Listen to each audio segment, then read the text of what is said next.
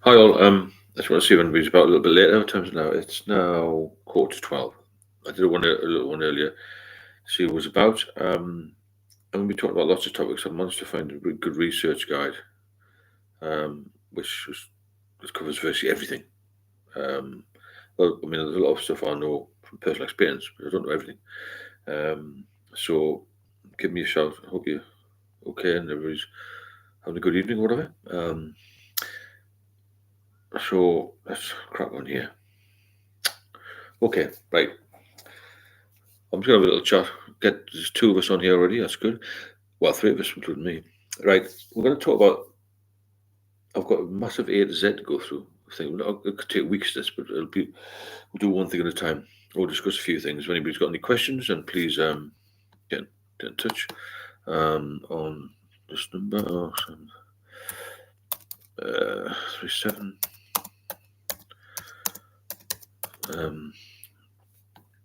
That's my number. If anyone needs to send a message. Please press me. If you've got any specific question, I want to talk about damage to the body that I didn't even realise. If you wanted me, because there's an incredible amount of damage can be done to all sorts of body. I didn't realise until I've read this article. Okay, right. So we all know about certain aspects of alcohol abuse, and one of the first things, well, one of the most common things that we know is that the liver gets hit hard. That's the main thing. Well, that's the most common thing anyway. That's one of the most people talk about is liver disease, isn't it?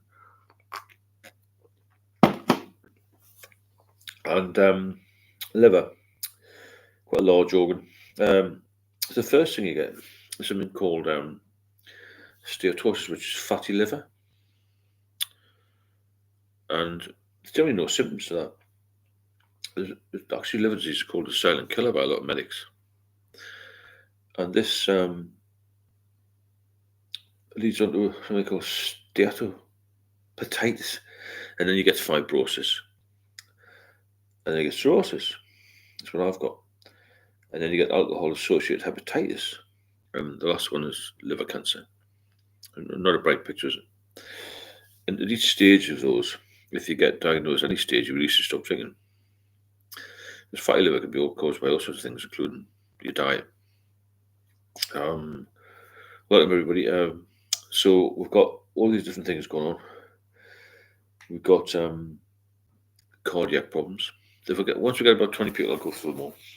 Tell me what sort of symptoms you had. What was your main problem when you were drinking?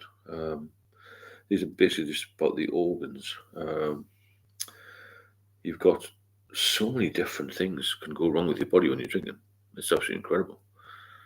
I'm looking at things you haven't even heard of, really. Even bones, you know. Dave, how's your what are you feeling? I don't know what you advertise a number. A number and book. 1-to-1. It's just one-off payment, £49. And then I'll help you from then on. We'll do a video chat. I'll get your story and all that. And then keep in touch and support you via emails and WhatsApp and all that sort of thing. I'll help you out. It just helps people when you can speak to another alcoholic, because I think the doctors can't. Yes, they have one-off fee. Doctors can prescribe you things, but they don't know how you feel. I know how you feel. So basically, what we're talking about here is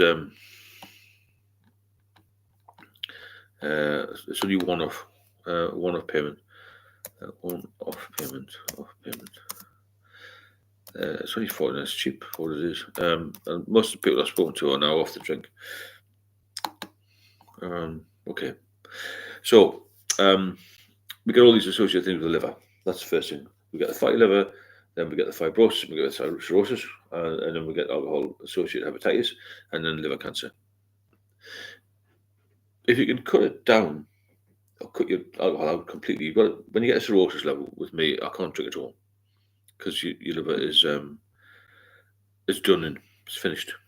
And then obviously you may go and get liver cancer. So I get checked twice a year. That was me missing. No problem, James. So liver cancer is obviously the most serious and very difficult to treat, unless it's caught early. So that's why if you've got cirrhosis, then you scan twice a year to try and catch it early. Cardiac problems. Cardiomyopathy is caused by alcohol. Then heart disease, hypertension. That's everyone knows about that one, don't they? Next one is gastro problems, gut leaking. I didn't know about that. And then colorectal cancer. Jesus Christ! All these are associated with alcohol. Steve, did you have no problems with your bowel? The only thing I had was this liver was scarred, and it's now not normal liver function. I've still got scarring, obviously. I had to put a stent in my portal vein to open it up because my liver was shrunken. Right, we've also got things like strokes, hemorrhage strokes caused by too much alcohol. Now, this is what I didn't know about that it could be caused by alcohol is acute respiratory distress syndrome and pneumonia. All these things are linked to alcohol abuse. Myopathy and wasting, massive muscle wasting when you drink too much, huge muscle wasting. Obviously, you've got next one is hello Tony, how are you doing? Hi again, Dennis. I'm just talking about the things that can go wrong associated with alcohol, and something I didn't realise myself. So we've got the pancreas that can cause acute pancreatitis and chronic pancreatitis, which is obviously long term. And also, and one I didn't know about, impaired fracture repair and reduced bone density. When I think back when I was ill, they gave me a bone scan, very thorough, I have to say. Bone scan was fine. So we've got heart problems, we've got esophageal cancer issues, we've got liver problems, we've got problems in the gut, we've got neurologic problems, ischemic stroke, hemorrhage stroke, we've got lung problems, respiratory disease, distress in them. We've got pneumonia, myopathy, muscle wastage, and then we've got acute pancreatitis, chronic pancreatitis, and bone impairment. And there's also immune dysregulation. Then you've got cancers, which is liver, obviously colon, breast, oral, and rectum cancer, all linked to that. Do you avoid protein on account of the way of your liver? They never said fatty liver long way. No, I eat a lot of protein. I eat fish and eggs and steak and all sorts. I don't avoid anything because I've got normal liver function. So, when your blood tests come back normal, you can do what you like. You don't have too much sugar, you know. That's the thing. Right. I'll go through another couple of topics here. There's a lot of information here. The cycle of addiction. It's basically intoxication, and then you've got negative effect withdrawal, and it goes on to preoccupation and anticipation. So you've got three parts here. It just keeps you addicted, you know. James, so say my question, James. I don't know where you are. Yeah, what? Can you just repeat the question? What are your energy levels like now? Massive. Fit as a lot. Fitter now than I was 25. When I was 25, did a lot of walking. At the gym most days, and have a very very good life really. Binge drinking. Let's have a quick look at that one. Especially about binge drinking. Who's been a binge drinker? Because what's Dave? I'm 63 now. Right. Binge drinking. For men, 5 more drinks in 2 hours. That's classed as binge drinking. 5 more drinks in 2 hours of binge drinking. I used to drink 5 in an hour, and for women it's 4 or more. So it could kill very very quickly.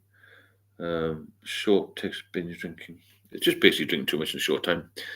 Hi, thumbs up here, Steve. Push the channel. Thank you. Thanks, Dennis. Yeah, please like and share, and feel free to drop a super chat in if you want, and donate if you can do that. Just the amount helps.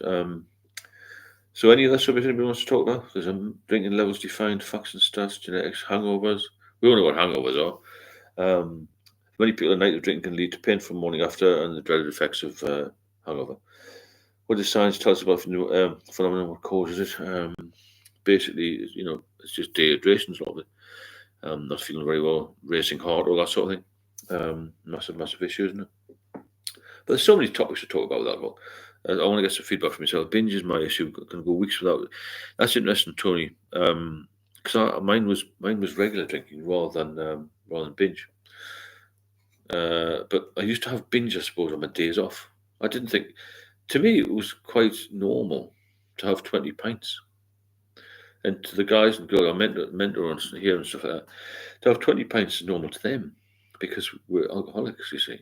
It's not normal for a man on the street to have that much, but it is for us because we're addicted to it. But you drink more when you're young and fit. At the end of it all, when I was really ill, I couldn't drink much at all. I was just doing it to survive, and that was very difficult. Very difficult. Hello, Jose. I'm not alcoholic, but it really affects me. I've been boozing a few times in the past few weeks. I've woken up and been sick in the toilet. I don't know why. But mixing drinks, well, it depends if your body's rejecting things, What was the final thing that happened that finally made you quit? I was in hospital and I was told I had cirrhosis, and the doctor says to me, if you drink again, you'll die in 6 months. That wasn't particularly good, was it? He started drinking by 8 p.m. and drank 7 pints by 1 a.m. That's not normal. That's okay. That wouldn't make you sick. So it's a bit of a could be just a bug, something like that. Depends how strong you are, what you've had to eat. A lot of different factors. But it does affect the brain, affects the body, and it's a bad thing. And getting support is a difficult thing, isn't it? I found getting support was difficult. And as I said, if you are enjoying the lives, then feel free to drop a chat in and let's get this channel moving and get it strong. I want to try and get 100 people every night, at least interacting. I didn't nearly die, yeah, Josie. I had decompensated liver disease, which was basically you had symptoms of liver damage, liver failure, and basically it's called the silent killer because a lot of people go into hospital and have a scan for something else, and it flashes up they've got a liver issue, cirrhosis or fibrosis. Are the friends in here who continue to drink looking for reasons to cut back or reasons to quit? That's a good question. Yeah, what are your reasons for wanting to give up? I mean, mine was purely my health. I was told I was dying. I wanted to give up for years before. I couldn't. I've been on and off, you see. That's my problem, on and off. Hello, Cat Weasel. How are you doing? Nice to see you. But I was just talking there a little bit about all the problems that can be caused. Even your bones can be affected. Your bone density can be affected by alcohol. It affects everything, doesn't it? And that doesn't even. I haven't even mentioned the brain yet.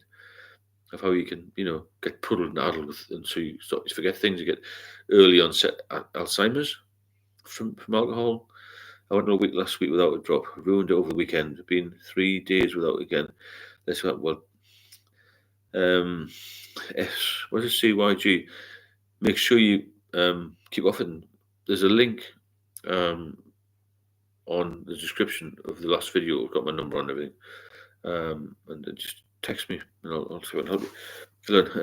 Librium is a lifesaver on it now. I found it hard to get anything like that. In fact, I found it impossible. Librium would have been great because it takes the edge off it, doesn't it? This year, I beat prescription and OTC drug addiction, but now became a heavy drinker instead. Guess I have addicted personally. Could be Paul. Yeah, you change from one to the next, aren't you? You've got to try and get off the booze. Get in touch with me. As I said, there's a link in the description of most of the videos. We absolutely quit. Weight breaking. I smoked weed for 20 years and quit, but I found myself drinking instead. It's got just 5-6 nights a week. Would you agree weed would be less than 100%? I think it's probably weed. Look at all. I mean, I dealt with a lot of crime when I was in the Met. Most of the crime was disorder was through alcohol, not weed.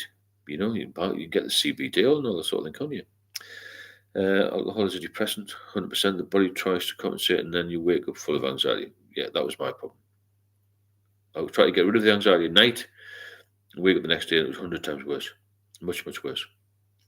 The Monday on the anxiety on the Monday was I had anxiety all the time. It was constant with me. I'm an overthinker anyway. Look again, how you doing? I wish I liked weed, but it makes me paranoid, can't sleep. Well, anything to stop you drinking is what you want, even if it's just a bit of music. It's I said before, and I'll say it again 1,000 times until people get, until I got the message really. When you stopped, when you finished with alcohol for a day, a week, in here, then it's all in here. Do not pick up the first drink. Do not pick up the first drink, because it's going to take you right back to full-time drinking and lots of issues, lots of problems. So it's the first one that's going to kill you, you know. It nearly killed me. The first one I had in 2014, after 8 years sober, nearly killed me. And that's the problem, isn't it? Weed is better, but I'll stay home and, well, fair enough. Do bongs, do what you need to do, you know. What's weird is that I'm a professional, considered smart, but I'm gambling at it and abusive. Dave, there's a lot of professional smart people on here. Alcohol takes no prisoners. It doesn't differentiate. So the alcohol was such a waste of money. Well, of course it was, but we enjoyed it at the time, didn't we? Well, I enjoyed most of it until the end. Doctor just tells me to cut down, but I shake all the time. That's the issue, Jim. I know. You need some medication. It's hard to get a medication. It really is. I tried to get off the internet, and I think it was dodgy because it made me worse. I think that's what really knackered my liver when I was taking the pills and drinking. Because you can't do kindling, Dylan, 1,000%. That happened to me. Every time you stop and you start again, it's worse, 100 times worse. And it catches you up quicker as well. It's really bad, the kindling effect. It's not a nice place to be. I mean, I've had many times when I thought, I can handle this. 2 days later, I was drinking full time again. How does it? And nobody will answer this for me. I've asked doctors, I've asked loads of people, psychologists a lot. How does it catch up with you so quickly? Look, if there are any pills that you ask for when trying to stop, you can ask for Valium or diazepam or Librium, but it might not give you it. A senior position in a software company, alcohol, of course it doesn't. Catweasel, yeah. Charles Kenny was an MP. George Best was a fantastic footballer. Gaza was a fantastic footballer. There's lots of stuff. Oliver Reed was a good actor.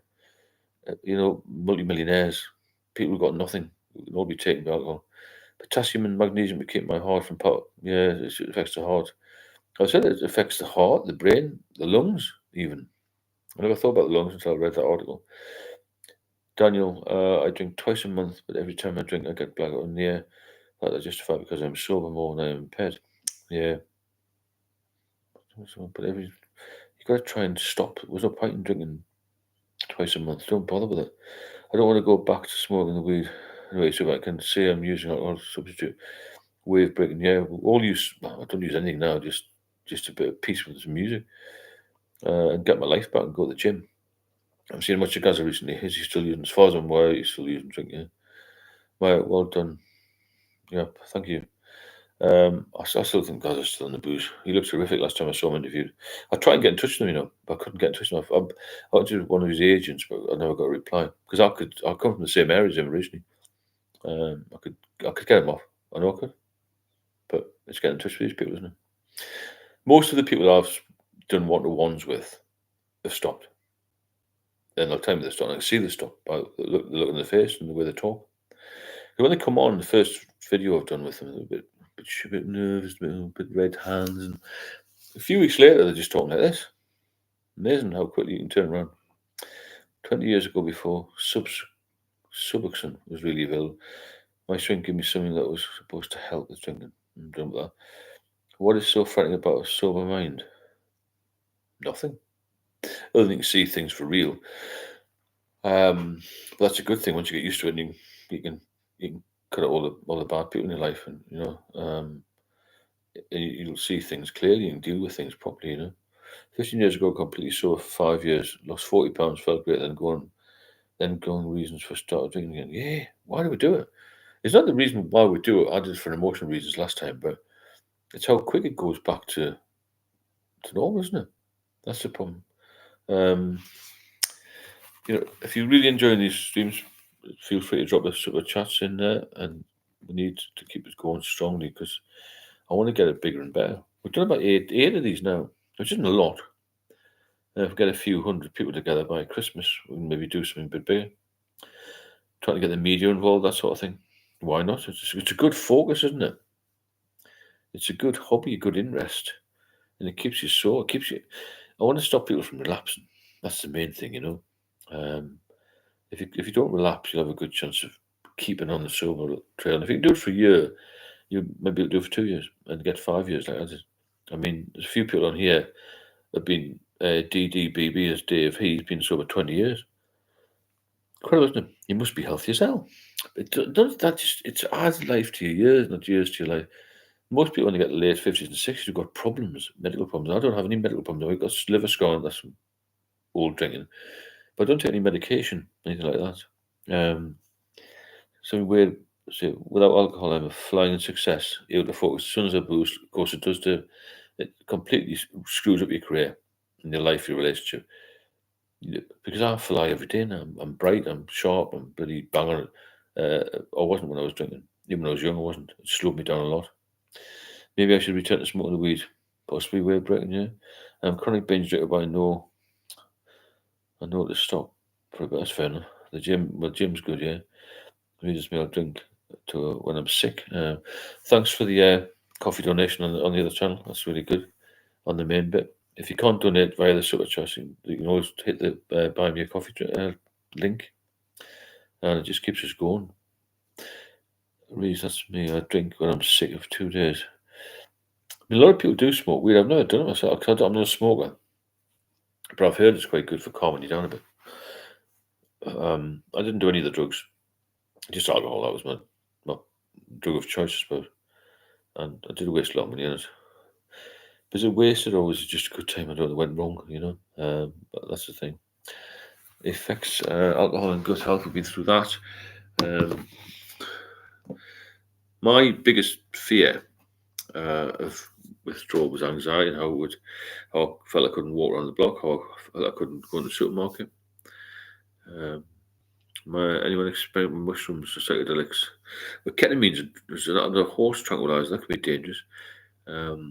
I'm not physically addicted, but mentally I drink more of sheer boredom.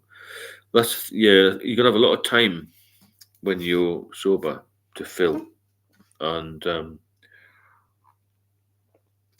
that can be difficult at the start. You've just got to fill it in with something. Try and fill it with a healthy hobby. Thank God I never tried cocaine or heroin, somebody said. Yeah, you could have been addicted to that, couldn't it? Cat Weasel, binge drinking can make you feel like you're not drinking too much, but booze stays in your system for a long time. Very true. What we do is we deny things. We think, I'm not as bad as him in the corner. I don't drink a bottle of whiskey a day. I don't have 12 pints, I only have 11. You know yourself when you've got a drink problem. Because people say to me, how will I know? You will know. You know your own body. You know how you feel. You know how you act. You know how the world works. And you'll know when you drink too much. When you run out of money and you feel shite all the time. That's a massive sort of pinpoint time, isn't it? But like I said before, when it goes from hangover to withdrawal and top up drinking, that's when you really cross the line. Boredom. But what's more bored? It's always being sober. It's not boring being sober. You can do other things. It's more boring trying to get over a hangover and lying in bed all day, doing nothing on a nice sunny day. Josie, thanks for all your videos. You're welcome, Josie. If you want to drop a super chat in and donate a little bit, that's up to you. Because Dylan, does your wife help you stay sober? Does she drink? That's my partner. I don't live with her, but she doesn't drink much. She's very supportive of this channel and everything that goes on. It's nice to have a support partner in all situations. All my loved ones started to distance. They do. You will lose people. They'll get sick of you because people don't understand. You say you want to stop. Most people want to stop, but you can't because I couldn't get the bloody medication. I needed medication, and I couldn't get it. It wasn't until I was seriously ill on the verge of death that I got some help. That was because I was collapsing in the street. And it was becoming an addiction when I was in the morning said not drink tonight. By the evening I would always convince myself to buy it. Yeah. I mean, for me it was hair of the dog. When I was a bit older and retired, and I had nothing to do really. And I had to just focus on getting off it again. I got it for 8 years. I went back on. There was a speed. It just confused me how quickly I was back on it. Within a day or two, I felt rough again. After 8 years of feeling fantastic. It was incredible. Look, 20 years ago, I was £35,000 in credit card debt for buying pills. I was taking 30 a day. What's the purpose of the meds? Dylan, that's so good of you. Thank you very much for that round of applause for that donation. Really appreciate that. It keeps the channel up to date, current, and running well, you know. And I appreciate it. Thanks, Dylan. If you need any other advice, my number's on the videos. You just text me and I'll see what I can do for you. Sounds scary how fast you end up back. Oh, it's incredible. Way of breaking. I know somebody who's been on for 20 years and went back on within a week they were in hospital. Yeah. It is common that categories that you're off it for such a long time, and then one drink will take you back to 10. That's a fantastic donation, Dylan. Really appreciate that. That laughing cat, or tiger, what it is.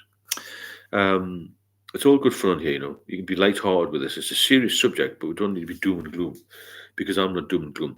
I never have been. Even when I was in hospital, when I had cirrhosis, I was really ill, and I used to get so bored in the hospital. I said to the nurse, "Can I come around and do the teas? Help you with?" I was dishing out the teas to the patients because I thought I was a bit mad. Really, I still felt well in my head, if that makes sense. Yeah, alcohol is very normalised. Of course it is. Yeah, that's the problem, isn't it? You're drinking the 16 because I thought this was. Yeah, Daniel's hit the nail on the head. We drank because everyone else did. That's the issue. I wasn't warned about drugs like alcohol. I warned about drugs at school. Universities warn you about drugs, but not alcohol. You know, you've got student bars. We had bars in every police station. So after work, there was a subsidised bar. There's a bar in House of Commons. It's got 24-hour canteen, Home Office canteen licence. You know, subsidised bars. It's crackers, isn't it? Absolutely crackers. Can't pronounce the name of the med. I felt really sharp, even that drinking heavily. Yeah, I didn't feel usual. You sometimes can feel sharp, but anti-abuse, yes, anti-abuse. It's handy. Now, is anybody else out on from the States here? Because a few people in America tonight, but it depends on the timing, you see. I'd like to cover as many people as I can. I would hate to lose anybody to relapse and then end up in a mess. I mean, we're getting the same people for the last sort of week I've done this. If we get 100 good people, then we'll move them forward, put them to like a different level, you know, like high-level users or something. And it'll be a high-level user and do some videos for you and that sort of thing. That's what I want to do. You get like a core group of people who are more knowledgeable, because the more we do this, the more we learn, the more knowledge we'll get, and the more we'll be able to help other people, which would be good. It's also for all you a focus, isn't it? You're going to be part of a really big, successful group, and you will learn. You can teach people stuff. You can do all sorts of things. You write a book. I wrote an e-book. Declared bankruptcy. God. Declared bankruptcy, lost my house, but yeah, got out of the debt and done well. You will do well when you get off the booze. Get off the booze and get sober. That's the key. I'll help you do it. If I do the one-to-ones with you, I can't guarantee you're going to stay off it, but I've had a lot of success with it so far. We've only been doing it a few months. Lots of positive feedback. People go back to their wives and change their lives and go back to work and also. How are you, Samara? Glad to see you back again. I was saying people won't need a one-to-one. You don't. You've been off for a long time. There are people struggling. There's a lot of people on the channel. There's 13,000 subscribers. There'll be a lot of those struggling with alcohol. I wish I'd looked at something like this a few years ago, but didn't really think about it. Paul, how are you doing? Nice to see you again. I think I have to see a psychiatrist, GPs. Well, I don't think psychiatrists any good. I went to see one psychiatrist type person who said, "You look pretty smart, and to me, you seem all right. Just drink shandy." That wasn't much fucking use, was it? So you've got to look after yourself. You know what you need. I needed medication, couldn't get it, and I self-medicated with alcohol, which made it even worse. And what I should have done is gone down to the A&E department every fucking day and said, "I need something," but I didn't have the strength to do that. In the end, I couldn't even get to the doctors. So I was so ill. So that's a problem as well, isn't it? You can't even get there. See the GP. You can't tell them you've got problems. I got heavy into kratom. I don't know what that is. So yeah, you've got to look after yourself because nobody else can do it for you. Denial's bad. The fact you think you're not as bad as anybody else or somebody else in the pub. But I've got ex-friends I used to see in the pub. They'll always say, Well, I'm not as bad as you were. But now I look at them and I think, God, they look 90. They don't look 60 anymore. Some have fallen over, had broken hips, strokes, heart attacks, died. All sorts of things have happened. Since I've been sober, I know about 10, 15 people who've died or seriously ill with alcohol. And they never took any advice. At least I'm on my 6th pint now, but I'm stuck for a few weeks. That's good. I have a few breaks. So my problem is I didn't have any break from it. It was the kratom has become a bad thing. Most of my drinking mates are complete wangers. Well, yes, that's what you think of them now. I'll go in and have one of these Guinness Zeros or something, or sometimes a cup of coffee early in the day, maybe a little bit of breakfast. It's not the best breakfast, but it's cheap enough. By the time I've spoken about an hour, I think I'm bored of your conversation.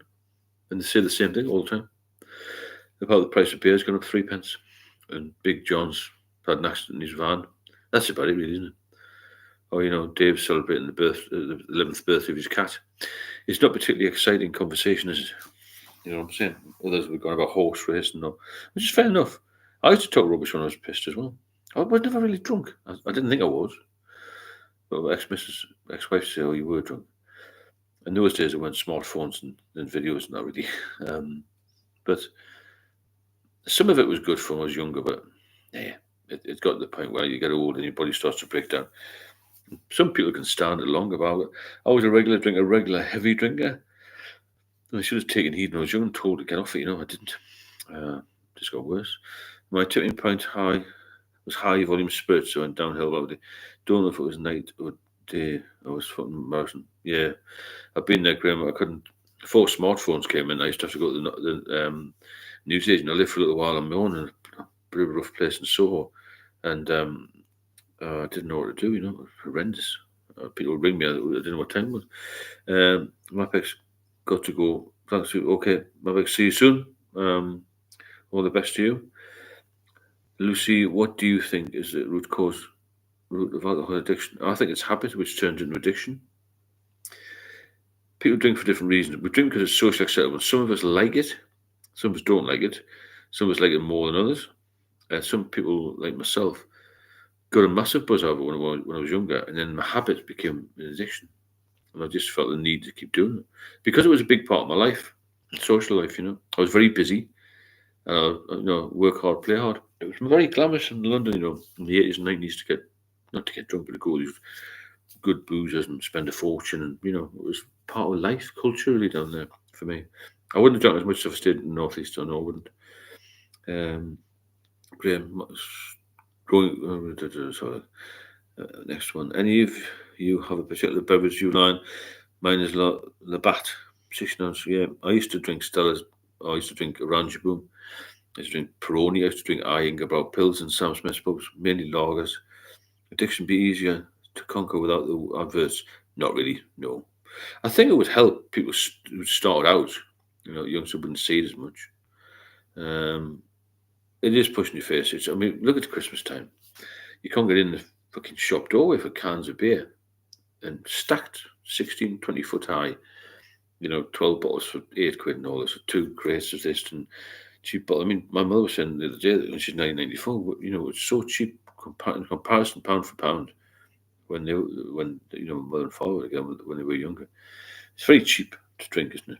It doesn't cost a lot. Hiya, Adam, how you doing? Nice to see you again. Like the first 2 hours of drinking, after all that, I drink to pass out. Yeah, I know where you come from. I just mentioned this to somebody earlier. It's like the first ice cream is always better than the second, wasn't it? The first pint is always the best. The first sex is always better than the second. It's like just life, isn't it? Your first car is the one you always remember. After a heavy day, or even a slow day, any day, if you like a drink, the first pint is wonderful, isn't it? The first pint I had when I was off for about 2 years, I wasn't scared of starting again. Then I was going on a date, so I remember I had some Stella in the cupboard. I was off for about 2 years. I thought I'm just going to have one bottle.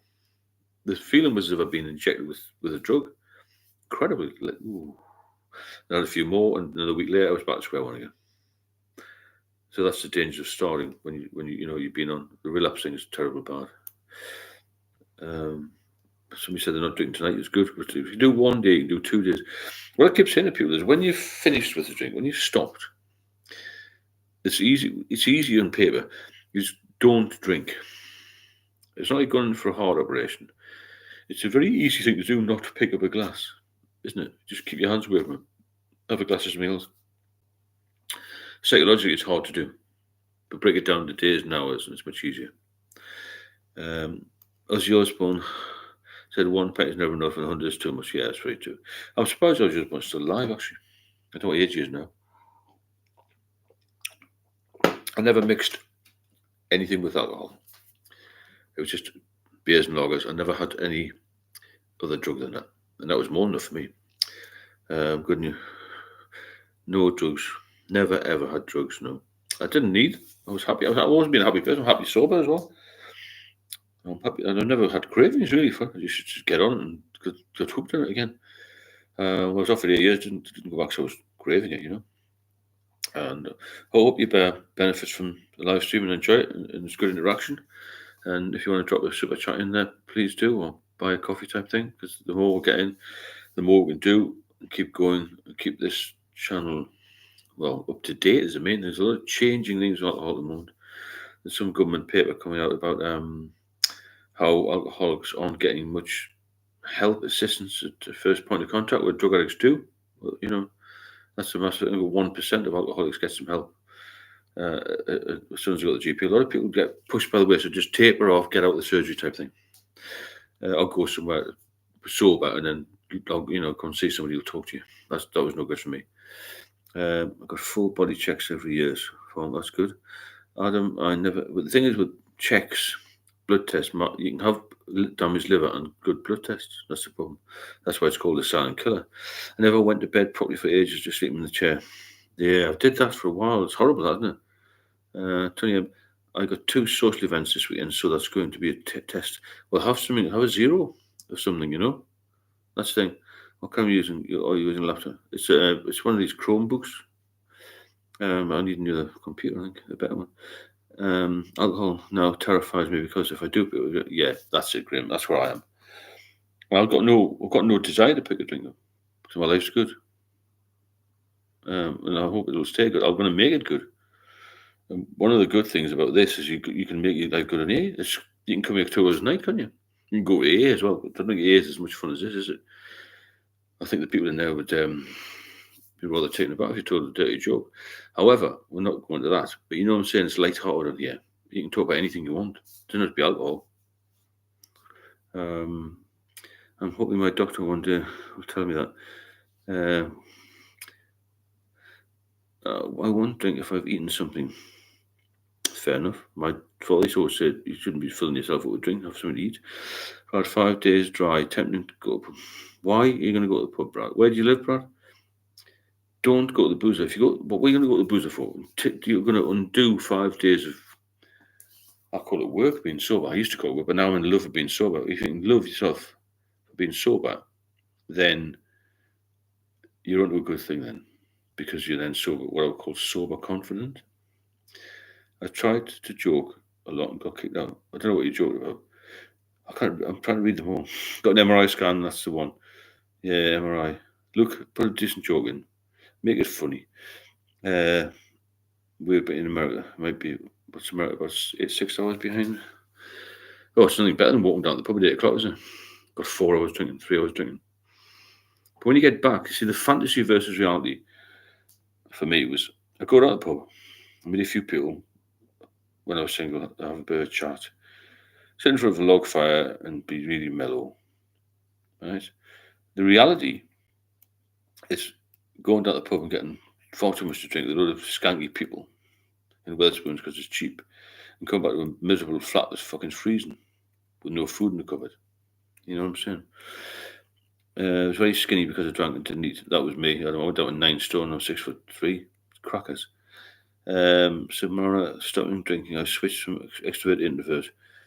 It was a slow process. Eventually ended up buying a boat. Several boats later, I'm here today watching this from my boat. Oh, fantastic. Eh? What a place to be in the Medway. Beautiful. I bet that's beautiful, especially in the summer. I've probably done the most difficult part, yeah. One thing I never did was to work drunk. No, I didn't know that. The Submariner done well, hasn't he? He's done it both.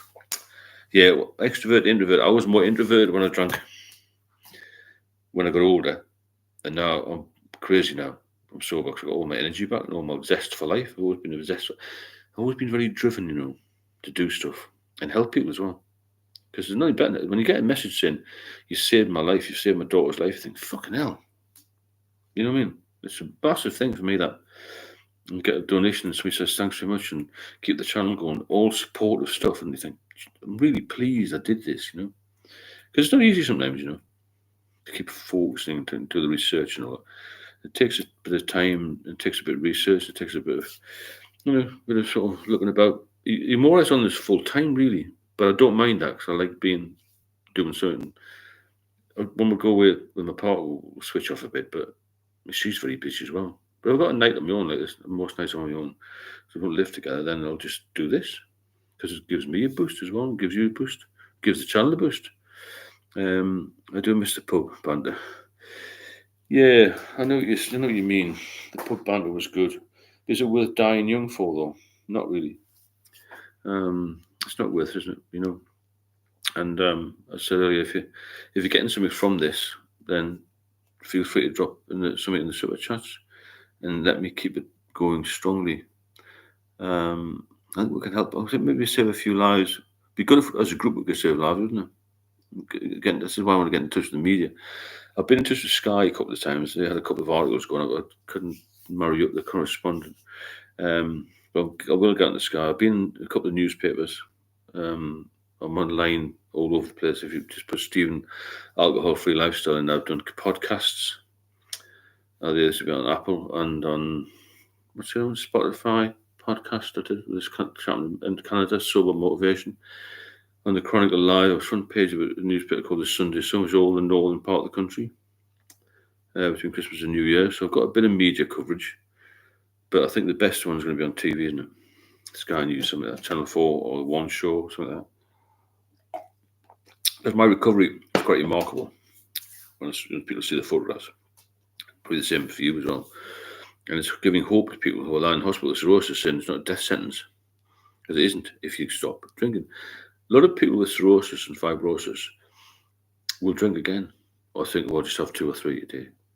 And it's going to damage you massively. You do miss the pub, yeah. Welcome to specific topic is covered. Brilliant, thanks very much for that membership there. Sydney, you stop. That's good. Welcome to specific topics covered. That's a good thing. That is brilliant. Thank you. Teddy Mack was an aggressive drunk. I would always fight outside the kebab shop and be the only one to be arrested. Thanks again for that. Teddy Mack received a gift. 5 signatures. That's fantastic. Well done. These are all new to me. These little things you're doing here. I've never been a really tech savvy person. It's fantastic that. Fight outside kebab shop and be the one that got arrested because I was too drunk to run when the police turned up. That's quite a funny story, really. Because I would have been probably the one that was running after you. Look, there are no stand next to you. There are no religious organisations for sobriety that aren't as stuck up as the AA. Waste of fucking time. I thought it was anyway. I did one meeting. That's negative. I was just sharing how stuck up it can be. My age was 55. I'm 53 and a half now. That's somebody else. I'm 63, but no, I don't look it. Bit of a grainy camera, this, isn't it? Thanks for the donation so far. It's really good, and it brings other people in as well. If you know anybody else who's got problems, then get them on the channel. Share the videos as well. Like Adam, thanks very much for that donation. It really helps. You don't realise how much it makes a difference. Cheers, Adam. Nice one. Okay, look, I used to go SOS Save Ourselves. 28, 29 reasons for it. Bloody young to be having issues. I mean, I spoke to a bloke the other day in Brighton. He was on a bottle of whiskey a day. He's only 23. So what sort of current is that, Anybody on from the States yet? Because I know alcohol is big issues in America and Canada. Alaska, apparently, is really bad because they've got nothing else to do. It's fucking freezing, isn't it? Alcohol is bad in the northeast because of different reasons. I mean, Caroline, just checking in to say hello. Hi, Caroline. Another day sober, lot. I'm struggling with some external issues. Well, external issues are better dealt with when you're sober. when you're drinking, aren't they? Yeah, wave breaking, I think, brothers from the USA. I think I've got some, Canada, somewhere like that. Australians got on here. It's amazing to think that you're now in my sort of friendship group, isn't it? It's good. We can help each other, all sorts of things, Somebody might be an ex-law enforcement mate, somebody might be a doctor, somebody might be a politician, a lawyer. And it's good to link up. Massive networking in this, for the future. Bear in mind, I've only done this for 14 months. And I've only been doing the live for 7 days. There's a lot gone on in that time. A lot of subjects come up. A lot of people have stopped drinking. A lot of people are just steady. A lot of people have discussed things, found out about different medications, heard about severe illnesses, and been some people have bought people little gifts out of the memberships, and that's amazing, isn't it? What you can do as a group if you've got a common aim and you work together. People of our age group watching people on TV and movies smoking. Of course, they did. Every film had people smoking and drinking, didn't it? It was everywhere, on trains, planes, and everywhere. A big problem in Australia with native abos. Really, I didn't know that, Graham. What are they drinking? Is it spirits or beers? What's the sort of drinking choices over there? Tell you about the crime rate in Alaska is very high. A large area of the cold weather. What's the problem, Terry Mac, with the crime rate? Why would the crime rate be high? Because it's cold. If that makes sense. I don't really get that, but I get the crime rate's high. Glasgow looks really with alcohol prisoners. I've never been to Glasgow. I've been to Edinburgh a few times. Glasgow always had a bad reputation, as did Newcastle. Newcastle's still bad. I'm not currently Glasgow. I thought I'd had a bit under control in Glasgow because of the pricing policy up there. I found your videos and the one-to-one chat we had very well. Thanks, Tony. Whenever you want another one, please give me a shout. The one-to-ones are good because at least I can get a picture of you. As in, I don't mean your face. I mean the whole picture of your addiction. Because I think 99% of the people I've supported and done one-to-ones with are very similar. And I think the same as I am, caring, overthinking, sensitive people. The meathead types were a bit of a bastard, never seem to get into trouble. They haven't spoken to me anyway. Moonshine, the name of grog, and huge unemployment. Right, okay, is that like homemade stuff, Graham? Grog. I've heard of alcohol called grog. We used to have gone for a couple of pints of grog. That was years ago, but the moonshine is a bit like the American thing, isn't it? Where I am near Liverpool, there are empty cans of special brew all over the place. It's got worse, hasn't it? The media will have you think, well, the youngsters aren't drinking. They are drinking in the poorer areas. Are still drinking, and I've said it a million times now. Alcohol-related deaths are the highest last year than ever before. That says something, doesn't it? Really bad. It's not getting any better. Liverpool, Leeds, London, Manchester, all the cities, everywhere, people have got problem drinkers. They've got problem drinkers in the villages. My dad was a rural policeman many years ago. He died 4 years ago. Monday, it would have been his 96th birthday today. Fucking hell. Died just for his 92nd birthday. He was a rural policeman in Northumberland. The pub fights in Northumberland villages was mad.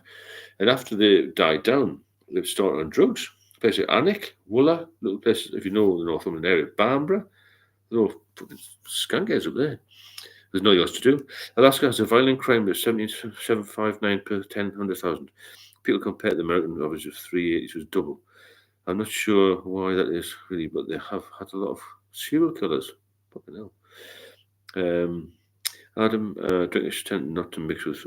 That's fair enough. Yeah, drinkers won't mix with non-drinkers. They'll all gel together, wouldn't they?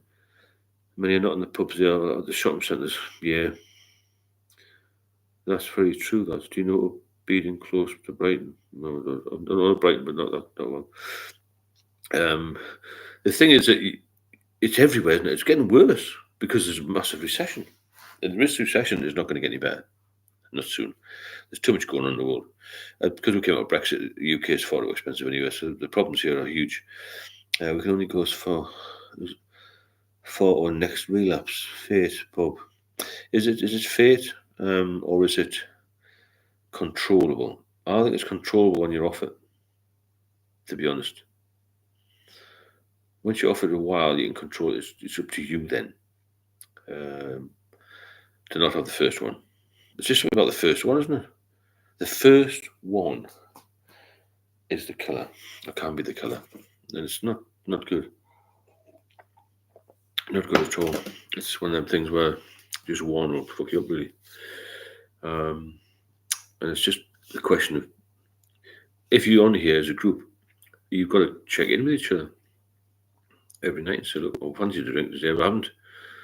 You don't get pilloried because you've had a drink, but it's some accountability, isn't it? If you can come on here every day and say, I'm sober.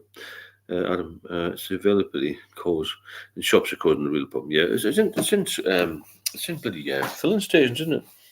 You've got a service station. There's loads of beer and wine. I heard the Russians Russians, Jesus Christ. The Russians are drinking on the railway stations before they get on the train, apparently. I've got one of my clients is in Russia at the moment. He's from Canada originally. He said they're all in vodka early morning, early doors, before they go to work. I'm at work. I'll shove it in your face. It's over publicised, over advertised, over egged all the time, isn't it? It's not good. So there's 19 of us now. There must be people going to bed, I think. Any other subjects you want to cover? I've covered quite a few, really. I could talk for 1,000 years about this, different stories, different times of getting them to a mess. But I will hammer away with this thing, relapse. And certain times of the year are bad, certain times of the day are bad.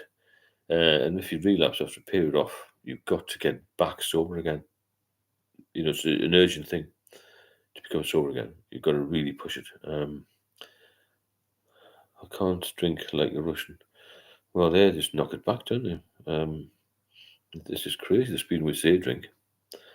Does anybody else got anything particularly they want to discuss? Do people know who Billy Moore is? He's great at sharing addiction. Never heard of him, to be honest with you. I'm just wondering if you let me know on here if these lives aren't doing any good for you. Cause, I mean, I'll not do them if they're not any good for you. Because I still do the videos, obviously. Do you ever come across serious crimes when people... Oh, yeah, a lot of serious stuff, yeah. Murders, the usual thing. A lot of public order in central London now. A lot of robberies, a few stabbings in the West End, which eventually were turned into murder. People died later on, that sort of thing. Yes, I watched Billy Moore. I can't walk down the booze till Bull Tesco. Yeah, it's everywhere, isn't it? That's why I mentioned Glasgow. Is this just Billy Moore again? Is he a drunk or something? Teddy, Mark, the crime channels are huge on YouTube. Right, I've never looked at them. I haven't really had time. Let me know if these streams are good for you. If you enjoy them, then drop a super chat in. If you want me to do more, let me know, or longer ones or shorter ones. Dave, would I join the police now? No, funny enough, I got my hair cut today. How wonderful is that? The girl who cut it, her father just retired for 25 years. He could have done 30. And she said he just couldn't handle it anymore. There's too many eyes on you now. There's too many restrictions. That's the issue. There's cameras everywhere. You've got trackers on you. You can't duck and dive. You need a bit of duck and dive in every job. And you can't police properly. It's more like social work now. Just talking people down rather than nicking them. There's no room in the prisons. People get taken to court and cases are getting withdrawn and all that sort of thing. It's a huge problem in the legal system in the UK. It's shot really, and you've got prisoners being released early, that sort of thing. Lots of good stuff on YouTube. The ads are the worst. I find they show fit, happy people drinking. That's the thing with drinking. They show fit, happy people. It's glamorized, isn't it? It was glamorized when I was young. Now, I came from a small village in Northumberland, but when I went to London, I thought, wow, these people are all good-looking people, nice clothes and briefcases, pots of money and all that, all on the piss. And I became one of them. They even got a briefcase. What the hell that briefcase was? A policeman, I don't know. A brown one. I've still got it. So it was always linked to glamour and to wealth and success. And it still is to some degree, isn't it? It's still the glamorous thing to do to open a bottle of Cristal champagne if you can afford it. And I was in Saint-Tropez years ago and they opened this Cristal champagne. God, it was thousands of euros, for a bottle of that. It's just fizzy fucking Prosecco, fizzy wine, I think. It's always been glamorous. Yeah, you're right. Even going back to the 40s and 50s, cigarettes and drinks and chill out, have a drink. There's something wrong with you. Have a drink. We even used to take Guinness into patients in hospital because we thought it had iron in it. We did have iron in it. The hospitals or pale ale or something. What's all that about? Pale ale. Going back even the shipyard years, mines, people used to rush out of the mines and go for a drink, It's my first night off the beer in 8 days. Well done. How are you feeling? Wave breaking. Hope you're enjoying the channel. If you are, then feel free to drop a super chat in there or coffee thing. It's nice to have been off a little bit. You had 8 days on. Try and get 8 days off. Try and get 10 days off. Drink was your medicine. Yeah, that's the thing. Congratulations, wave breaking. Yeah, well done. Just keep it going. Once you get off it, you see, then you can focus on here. I'm not going to drink. It's just like, don't do that. Don't do that. That's how easy it is. But when you are in a situation where you go for an operation and you've got anxiety about that and you think you might die in the slab, it's not really a big decision, is it, to stop drinking? But it can get to when you're going to be dying in the slab if you keep drinking. Tell you, I think until the 1980s in the Royal Navy, you were entitled to a certain amount of rum. You were, yeah. I enjoyed live, Steve. It helps being part of a community with the same goal, although I've missed a lot of them. You don't have to be on them all the time. Replay them, My father-in-law was ex-City London copper. Big rivalry between the men. Oh, yeah.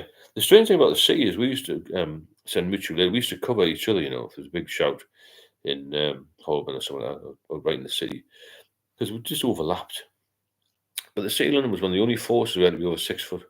Oh, it's massive fucking geezers. I mean, I'm 6'3" now, so we're up to these people. Jesus Christ.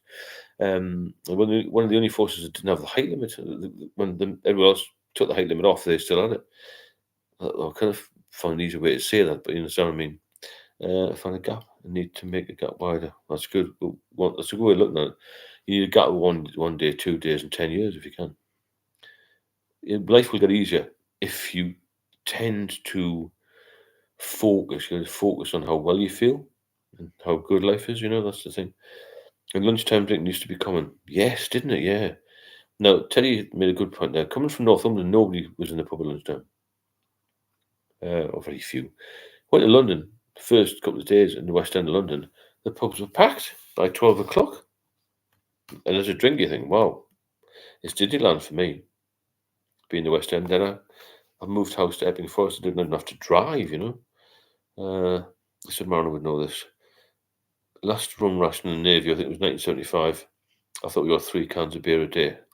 So addition hours, 3 cans of beer wouldn't kill you, but I can see it leads on to other things, If the wife argued, always went and had a long session. Yeah, I did that. My wife's a bit of a nasty bastard. So I used to drink anyway. She used to stop me drinking, so it made me sneaky. That didn't help. If you can come off the booze and you don't have a terrible problem, I've never seen my dad without a drink from birth. Well, how's he doing, Reese? That's the problem. I drank for a lot of my daughter's early years. When she was a teenager, I was completely sober. So I knew I had to be like the dad taxi because the mother didn't fuck all. So I was her main carer and you stay on holiday and that sort of thing. So I needed to save a bit of money, be a bit more sensible. And that wasn't the reason I went back as she was older. I just went back for other reasons. And I so regret going back in 2014 just for that girl. And we never made a hit of it anyway. It lasted 6 months of relationship. I can only kill myself for somebody. That's the type of people we are. We're people pleasers, you see. We'll say sorry when it's not our fault. That's the problem. And because of that, our personalities are slightly distorted. And then you become, you start drinking again, you become in a mess, and these people just walk away, and you're left in a mess, a total mess, it's not good at all. Any other questions? I'm just trying to think of somebody wrote the other day. Went after work, went straight to the pub. Of course it did, yeah. Of course it did. Yeah, getting back to this relapse thing, what Honest Mickey said the other night. If you see the drink in front of you, and you think, should I have that one or should I have a glass of water? And you really want that lager. Oh, you want it so bad. That cider, gin, or whatever it is, you really fucking need it. You need it. Wind the clock forward to a week's time when you want it every day, one every hour, and you're falling over the curb to try and get the pub. You can't get in the pub, or you're trying to go in. I used to go in when I was really ill, and trying to have a drink, and I used to feel smothered by people. I mean, I'm a big fella, and I used to feel frightened of some teenager. No, I just slapped him on the head. What was I frightened of? I lost all of my self-confidence. That was a really bad thing for me. I think that was the worst part of me, the lack of confidence, the anxiety. Because I think he's all right. He has a very high-paying, successful job, but as soon as he gets some drinks, well, the problem is with that, we all had high-paying, successful jobs, but when we start to drink, we'll lose those jobs. We might lose our investments, focus on life, and most of all, important, you might lose your life.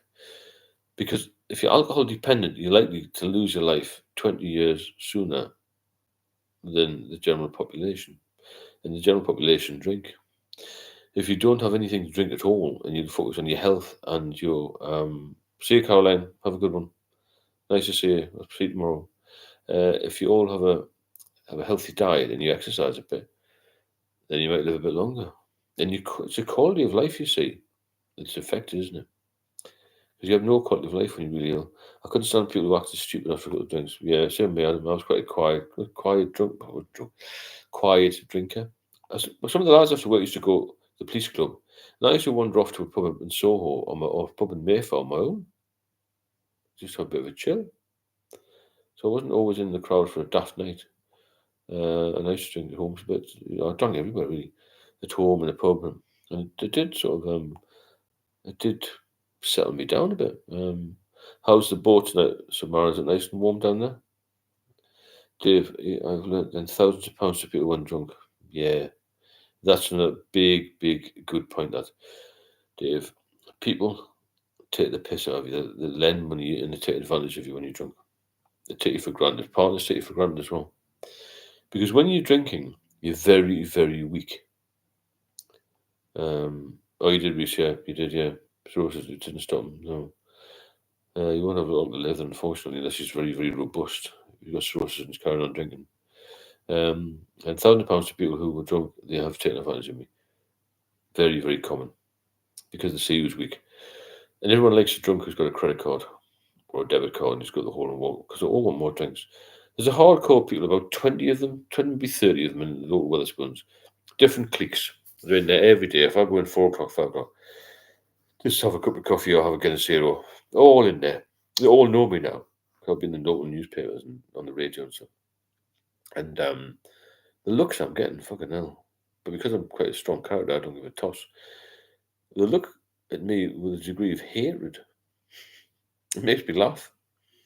You see them staring at me as I walk in, because they all look swift and I always got a nice jacket on or something, Or I'll take my partner in with me and just lovely looking girl and you see the jealousy and hatred because I'm the sort of the minority person, but I'm doing all right, They don't like a lot of that. But some funny looks, some funny I don't know, comments from people you used to drink with as well. One bloke said to me, "Oh, I don't suppose you'd be talking to us because you've got your new life now." I think, fuck off.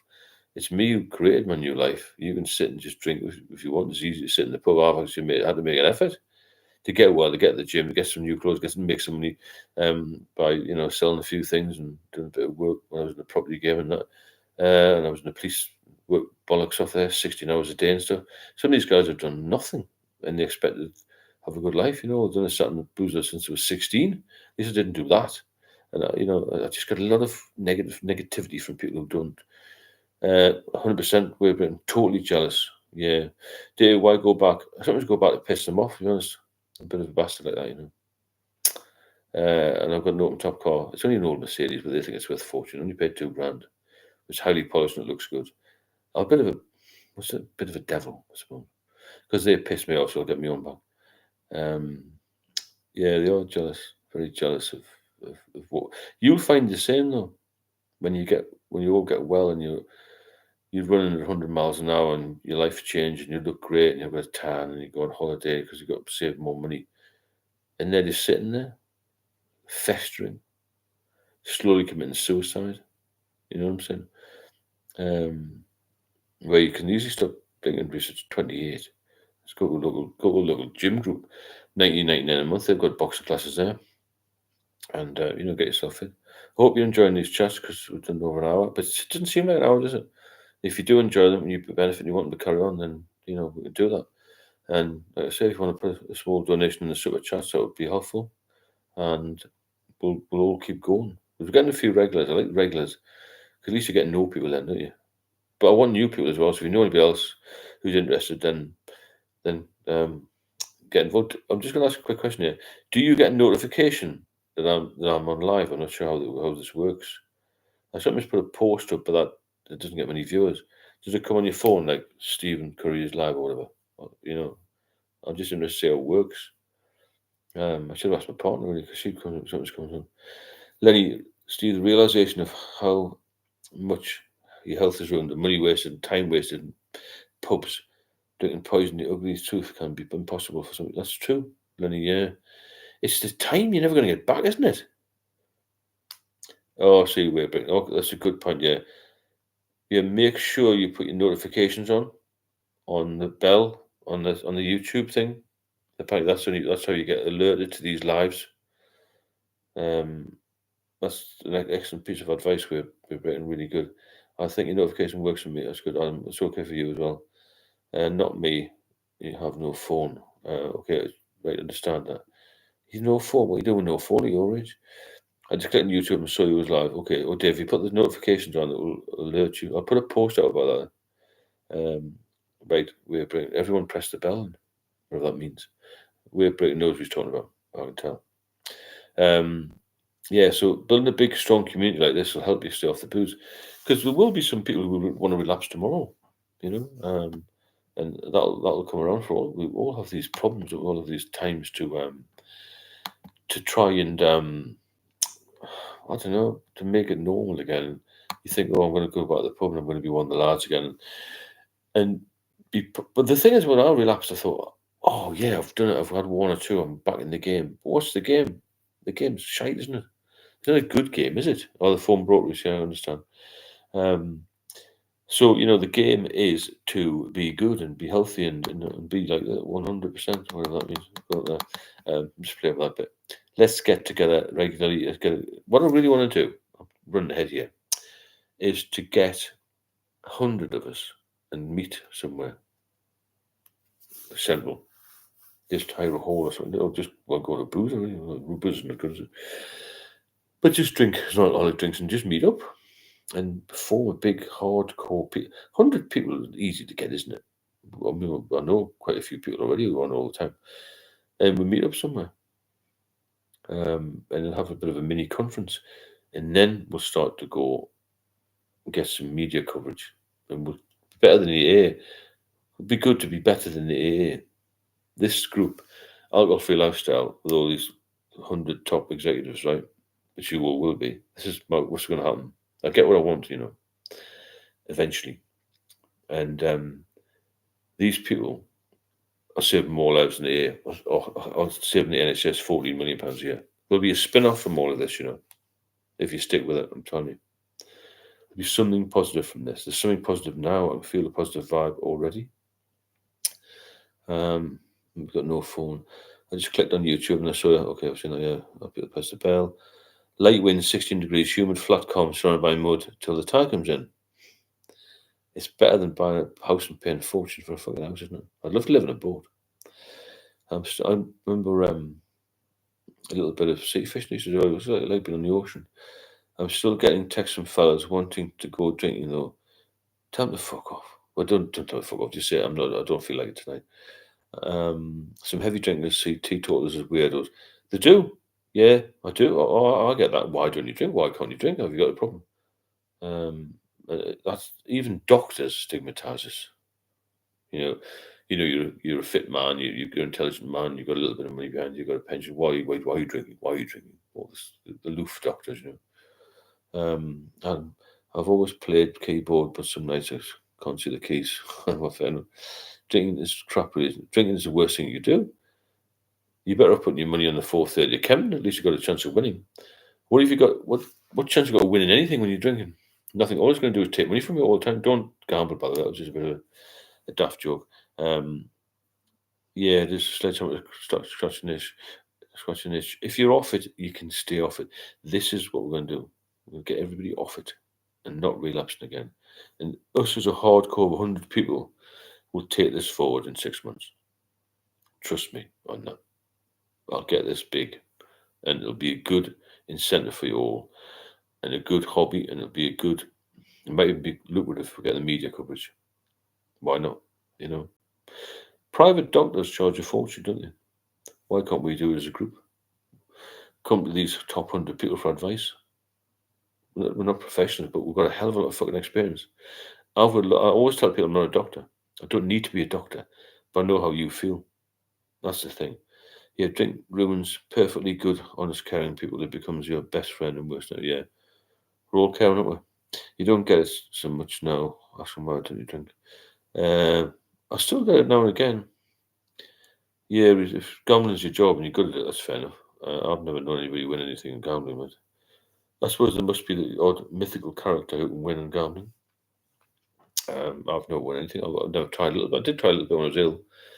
I lost a lot of money, and I think, well, I'm doing that again. I'm too risk adverse, I think. I haven't had enough money in my life to gamble. That's the top and bottom of it, isn't it? But I still get the odd question, why don't you drink? Especially if you're going to go on, years ago, I dated before I met Samantha, I went on these dating sites. Why are you going to meet? Why don't you drink? Can you not drink? Oh, you're an alcoholic. And you don't want to answer yes, do you? If you see some bird you want to go out with, or, a woman, likewise with a fella, he says, are you an alcoholic? Everyone assumes you're an alcoholic when you don't drink. But I suppose we are, aren't we? It's a hard one, that. You've just got to be confident. Now people say, why don't you drink? Because I've got an alcohol problem. I had a problem with it. It's like having an allergy, isn't it? I've got an allergy. I can't eat nuts. I can't drink. That's it. It's the waste of time. Yeah, there's a waste. How many days did I spend in bed feeling terrible? Thought I was going to die with a bucket spewing up. What's all that about? I know I say that a lot. What's all that about? Days and days I spent planning to drink. Days and days I was anxious about going to functions. Days and days I was planning how I'm going to get around this and get taxis to pick people up and all that. And excuses. It was a full-time job on top of a full-time job. So I had 2 full-time jobs. One paid a lot, one took the money away. Crackers, isn't it? The waste of time, focus, motivation, energy's dwindled. There's nothing good about it, is there? I had 6 weeks off the other month. And honestly, Steve, it was like something, man. Yeah, you're right there. You will feel good. Matt, I drink about 3 to 4 times a week and function well, but always think it's too much. Is that an issue? No, not as long as you're not drinking too much. If you can cope with it, it's fair enough. Some people can cope with social drinking. I couldn't do it. I was very early on in my life. Did you wake in the night and open drink? Oh, often. I always had a can of beer by my bed in case I fell over when I got to the loo. Oh, it's madness. I've got the point where I was dying, I hope you're enjoying these streams, and there's a few others joining us now. If you do benefit from them, feel free to drop a super chat in. It's good to get some support, financial support. Even if it's just a couple of quid, it doesn't matter. It's good to be part of a group, and it's going to help people listen. And we'll move forward quickly because we'll do more and more of these. If people are going to interact, there's lots of interaction. Often used to wake up and have this can of beer next to my bed. Fortunately, I'm really pleased I didn't experience, but I don't know if that would make a lot of difference, to be honest. Mine was caused by regular drinking when I was young, apparently, according to the doctors. I don't know how they know that. From a liver scan. I don't have any biopsies or anything like that, I didn't have any high blood pressure. I didn't have all of the other things. It was just the liver with me. Some people have got, multiple problems, or comorbidities, as they call them.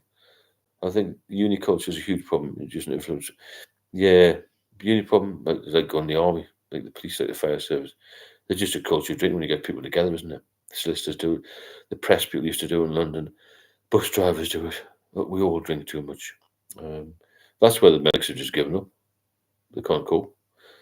It must be strange to look back at the time in your life. No wonder you say, it's true, what's all that about? The money I spent, the time I spent in bed, not with lovely women, just fucking on my own, trying to get some sleep. And I drifted in and out of sleep, And the worst days were going back to Monday night, when I've had 3 days on the drink. I used to feel fucking terrible. I used to try and get myself well again by just staying in bed. Prestige bell for reminders. That's good. Thanks, Adam. Thanks for introducing that. Yeah, press the notification button on the bell sign on the channel, and then you'll get a notification saying I'm going live. And if you want to join. Because it can be some good fun on the night. Did you smoke cigarettes when you were drinking? Did you still smoke? I've never smoked, Neil. I did try the odd couple of cigarettes when I met a bird or something in a club or whatever, when I should have been home with my wife, ex-wife. I'd have the odd cigarettes, but it didn't do anything for me. I was always a drinker. I was never like out of control, really. I think I did black out a couple of times in Epping Forest in the middle of the night because I fell over in some sort of dip in the soil or something. But I'd never got arrested. I was a policeman, wasn't I? I never was pissed up against doorways, and I was always in control. Apart from when I used to go to Epping. I used to take a pedal cycle down, it's about a mile and a half, but I could never ride it back. So I used to wobble all over the road, fall on the road and things. It wasn't good. Did you spend don't know. Well, thanks for doing that. Pressing the bell thing. Anyway, else what anybody want to talk about? It's just general chat, really, isn't it? I never considered myself a smoker. One sip of pint. It's funny how a lot of smokers will drink when they smoke. Drinkers will. So a lot of drinkers will have a cigarette or two when they're not even really addicted. It used to be hand in hand, man. I used to go to these social clubs when I was young. I used to work in a working man's club when I was 15, and because I was the son of a policeman, this bloke used to trust me. He used to go on the piss. This steward, he was called. That's what's called, stewards of clubs. And he was a steward. And he used to go have half a beer in every pub in Morpeth. There's about 20 pubs, and he used to leave me the whole night on my own. So I used to nick 50p every half an hour or something. I had fucking loads of money. He was paying me bollocks. Well, it's going back nearly 4 years. This, no longer than that, 40 odd years. And I think, oh bollocks, I'm going to take the piss. And everything was 50p's and pounds then, a few 50p's away. And by the time he got back from his little rounds of having a half and all the other boozers, he was too pissed to notice the till was short. You know what I mean? Never could tell. Be strong, my friends. I assure you, we are capable of regaining control. You can't do it. If you see the photographs of me on the post, I was 9 stone and I was dying. All I do is I post up the list of problems I have. I'll actually tell you what I had: alcohol-related liver disease, cirrhosis, gross ascites, and which was never going to go away until I got this operation. Spontaneous bacterial peritonitis, tonic-clonic seizures. What was the other thing? Some sort of kidney issue. All these things, and then I had repair of umbilical hernia, caused by the gross ascites, recurrent ascites, another bleed I'd had, neuropathy. All this was in a list of what was wrong with me in 2019. Oh yeah, low sodium, and then he went to a coma because of that. All through alcohol. Absolutely incredible. I was thinking about what famous actor had the biggest fall from drinking drugs. John, Michael Vincent from TV says Airwolf lost it all to drink and memory loss. What about Patrick Swayze? I saw him live at the theatre with my daughter. She got his autograph. A few years later, he was dead. Good looking lad, fit. He got liver cancer through drink, as far as I'm aware. Patrick Swayze. I mean, there's a lot of stars that now died. A lot of big stars who passed away because of it. There's 29 people on, and it's nearly 1 o'clock. It was 1 o'clock, which was really good. I'll keep doing maybe another half an hour or so. See if we can get some more super chats in and try and boost the channel a bit more. But I'm really looking to get this 100 people. Adam smokes cigars. Well, my dad used to smoke the odd cigar. They say I was never a smoker, really. I didn't really it didn't do anything. I don't know how people smoke. Now there's no smoking indoors, and I was standing at the cash bench with a cigarette in front of me. I think, Jesus Christ, what's going on here? You know what I mean? It's not really nice, is it? Oh, yeah, I do like a bit of chocolate at the end of the night, mind. Yeah, a bit of chocolate's good for you. Well, I think it is. I reckon dark chocolate's good for you.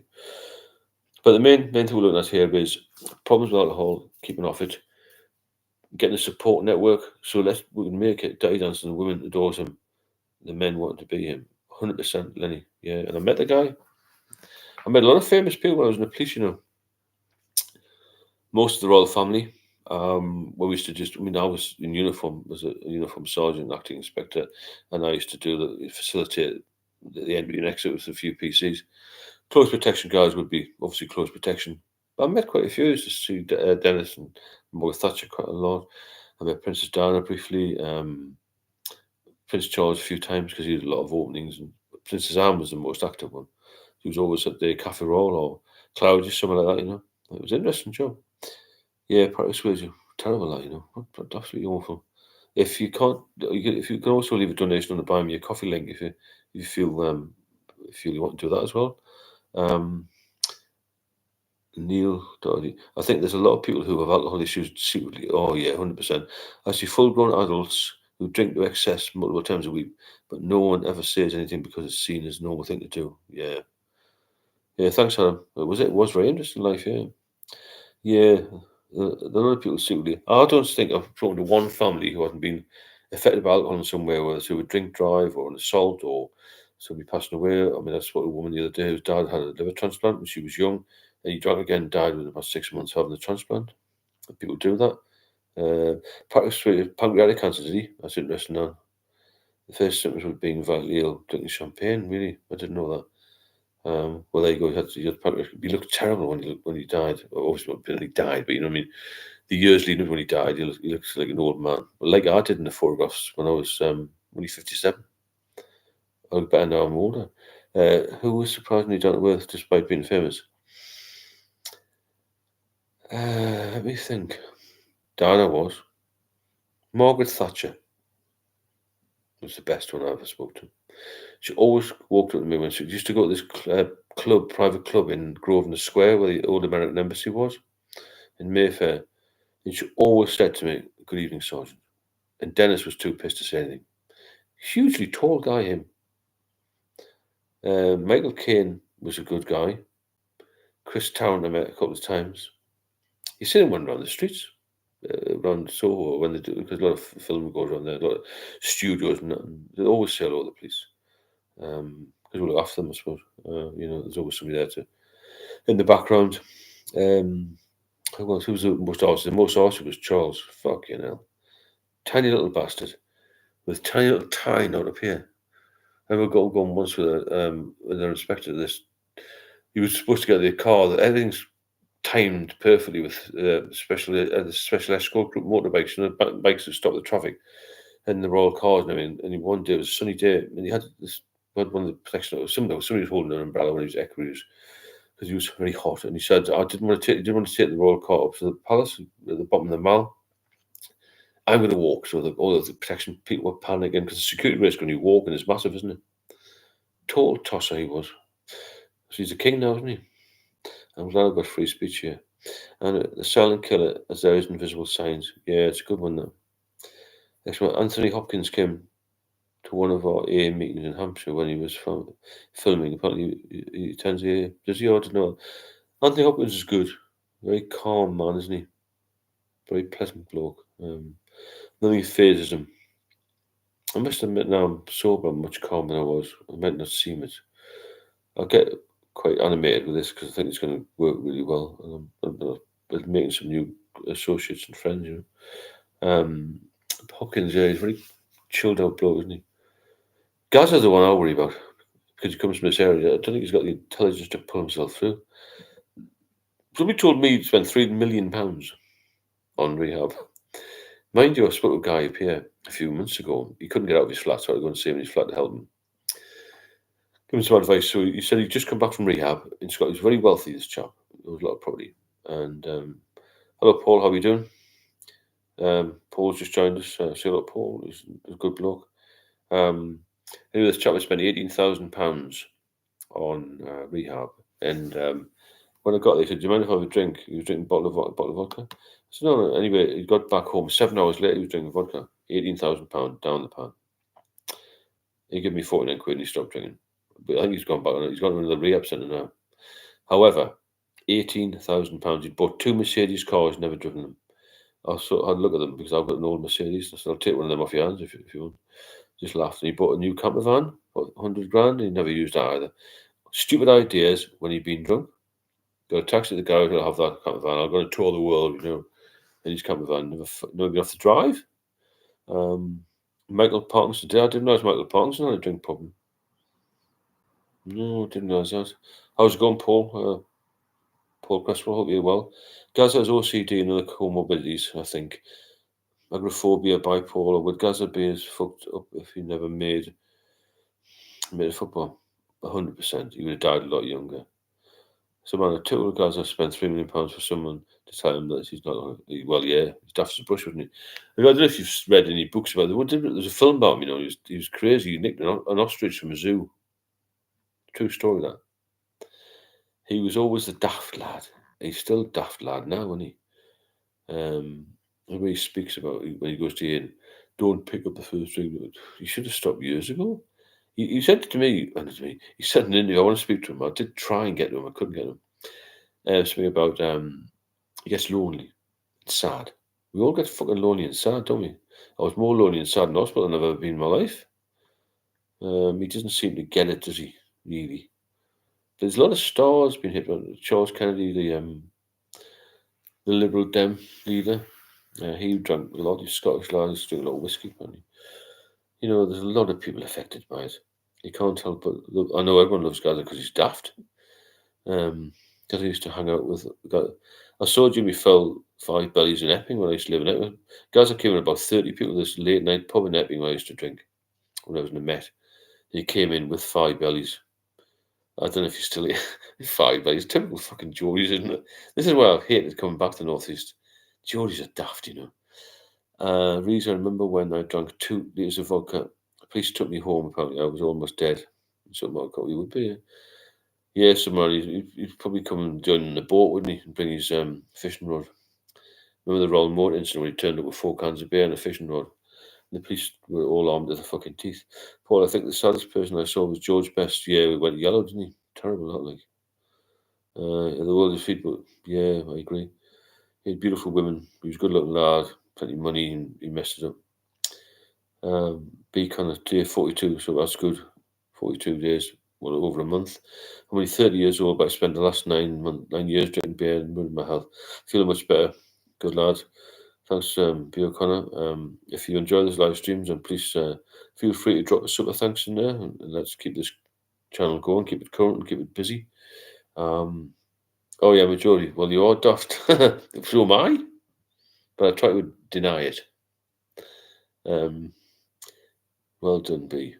Fantastic. Yeah, he's off the beer. Yeah, it's good one, Paul. George Best is always the one that's mentioned, isn't it? Because after his liver transplant, he did have hope, and he just fucked it up. Richard Burton was my hero. Yeah, he was incredible. His voice on the War of the Worlds, incredible.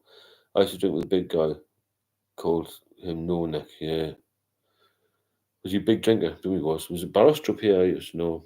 He died last year. He used to give 4 over, and in fact, in school, he used to drink a pint of Guinness out. He's about 6'5". Just like, whoa. I can do a pint of Guinness in 2.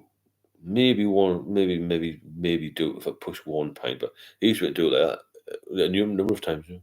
Pint after pint after pint. We used to do split the G or something. This Guinness used to. It's the only thing I ever saw him drink was Guinness. Apparently, he was a bit of a secret spirit drinker as well. So I'm glad I never drank spirits. Not that it would have made a lot of difference. It's still poison, isn't it? It's still a bad thing to do. Yeah, funny stories I end up in places I shouldn't have ended up in, and all sorts of kind. Another good one we put out the other day was where you hid beer. Had it hidden all over the place. I remember having a house up in Northumberland on the Scottish borders. I used to stash all these bottles empty bottles behind this shed. There must have been 10,000. And when we came to move, I'd forgotten about these. It was my ex-wife. We're just about finished by then. We're still in this big house. And the guys had to move the shed. It was worth a few quid, the shed. She wanted the fucking shed moved. Anyway, I'd forgotten about the bottles. They all crashed down. You know, when you've been on holiday and you hear the bin men tip the restaurants or the nightclubs bottles into a skip. It was like that. I had to run away.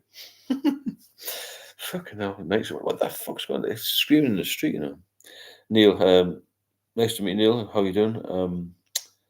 Thanks very much for that. And nice, Neil, new to the channel, love your content. I'll keep up the great work. As long as I'm helping people, if anyone, you know, if I'm not helping, then steer me away or steer me in the right direction. If there's any direction I want me to go, because you know it's nice to get a little donation now and again. I don't want people to donate something they don't enjoy. If you do enjoy it or you're getting something out of it, benefits you, helps you, is a main thing. Then just drop a super chat in there, or you know, donating some other way. It's all helpful to keep going. Yeah, like the sound of my recycling bin. Yeah, it is, but it was much worse. Jojo, we've been terrible at it. Jojo, okay, welcome, Neil. Adam, what that was the worst, being in a pub mixing with a school of boozers. I know. Your videos do help, though. Thanks, Eaton. Thanks for the positive vibes. Because I will do as much as I can, because I actually get a bit bored at night if I'm not with a partner, because we don't live together, and I think, oh, what should I do now? But now that this is going on, I'll just go on in, see you, and have a bit of chat. I'm a bit of a night owl. And now I don't drink, I don't need much sleep. Yeah, I did go to A, Neil, twice. I found it a bit of a bore. I found it religious, and I found it a bit tiresome. Didn't do me any good whatsoever. It just didn't really get any good at all. I just found it a pain in the arse. Some of the people there were too self-righteous. I'm a bit of a joker, even though I'm dying. I was dying in hospital. I still had a laugh, because a positive attitude will help a lot. If you start and feel sorry for yourself and whinge on, your body will follow. I'm a firm believer that your mind controls everything, and I don't think I look 63. I certainly don't act 63. I'm dating a much younger woman who's got a lot of energy. I do a lot of stuff for the community. I'll do a lot of stuff for this. I've got various interests, traveling to Europe and stuff. I do a lot more than I ever did when I was young. I wasted 20 years of my life. I'm not going to waste the next 20. And if you keep positive, things will improve. People will gravitate towards you because you'll have a glow. Makes a big difference. This stuff is very motivating. Thanks, Tony. I'm glad I'm helping some people. If I help one person to go baked beans, I don't really know what that means, but let me think. Baked beans. If I know one person and it's been worth it, I know I've got a few messages from people who said, said I've saved somebody's life, which is amazing. Cheers, bing, bing. Okay, we give a bin back.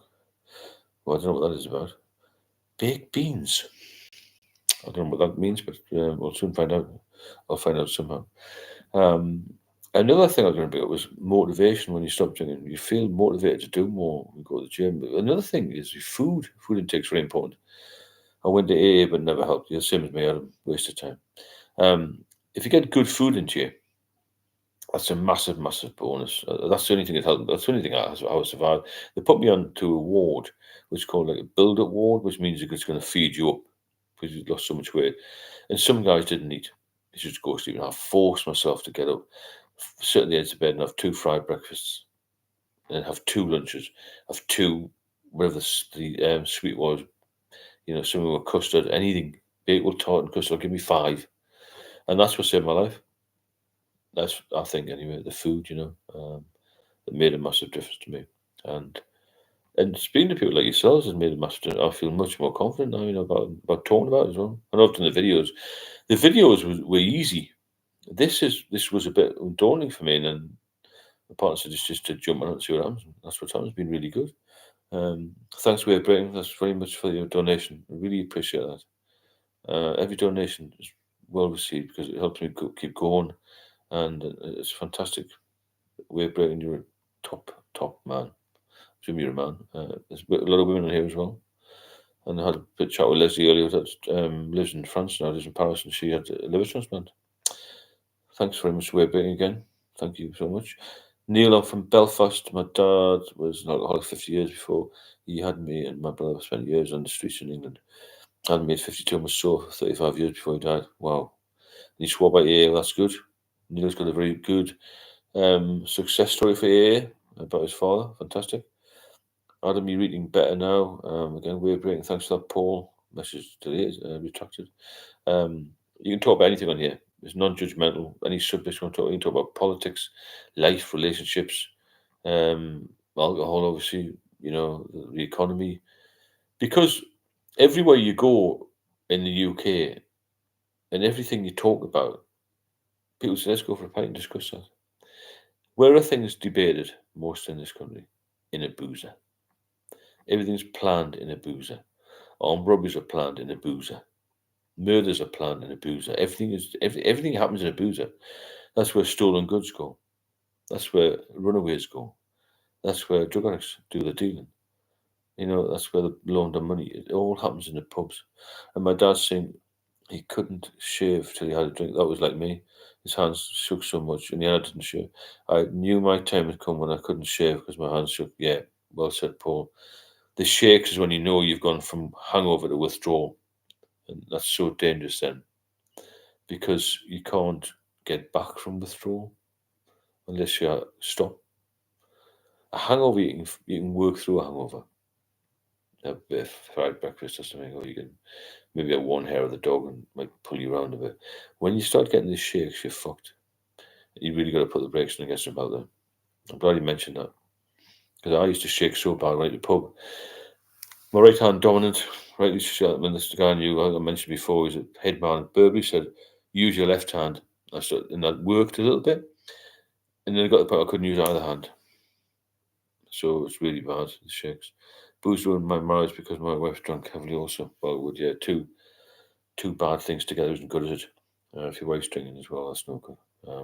Again, wave breaking, thanks for that super chat. It's very good of you. I get shakes, not bothered though. Yeah, Reese, you're 28, you're a Superman at the moment, aren't you? You don't care. You are invincible. I was invincible at 28. When does it go from heavy drinking to shaking? Well, heavy drinking to shaking. It's when you start, your hangovers are getting worse and you're drinking some maybe times more than you should, Kieran.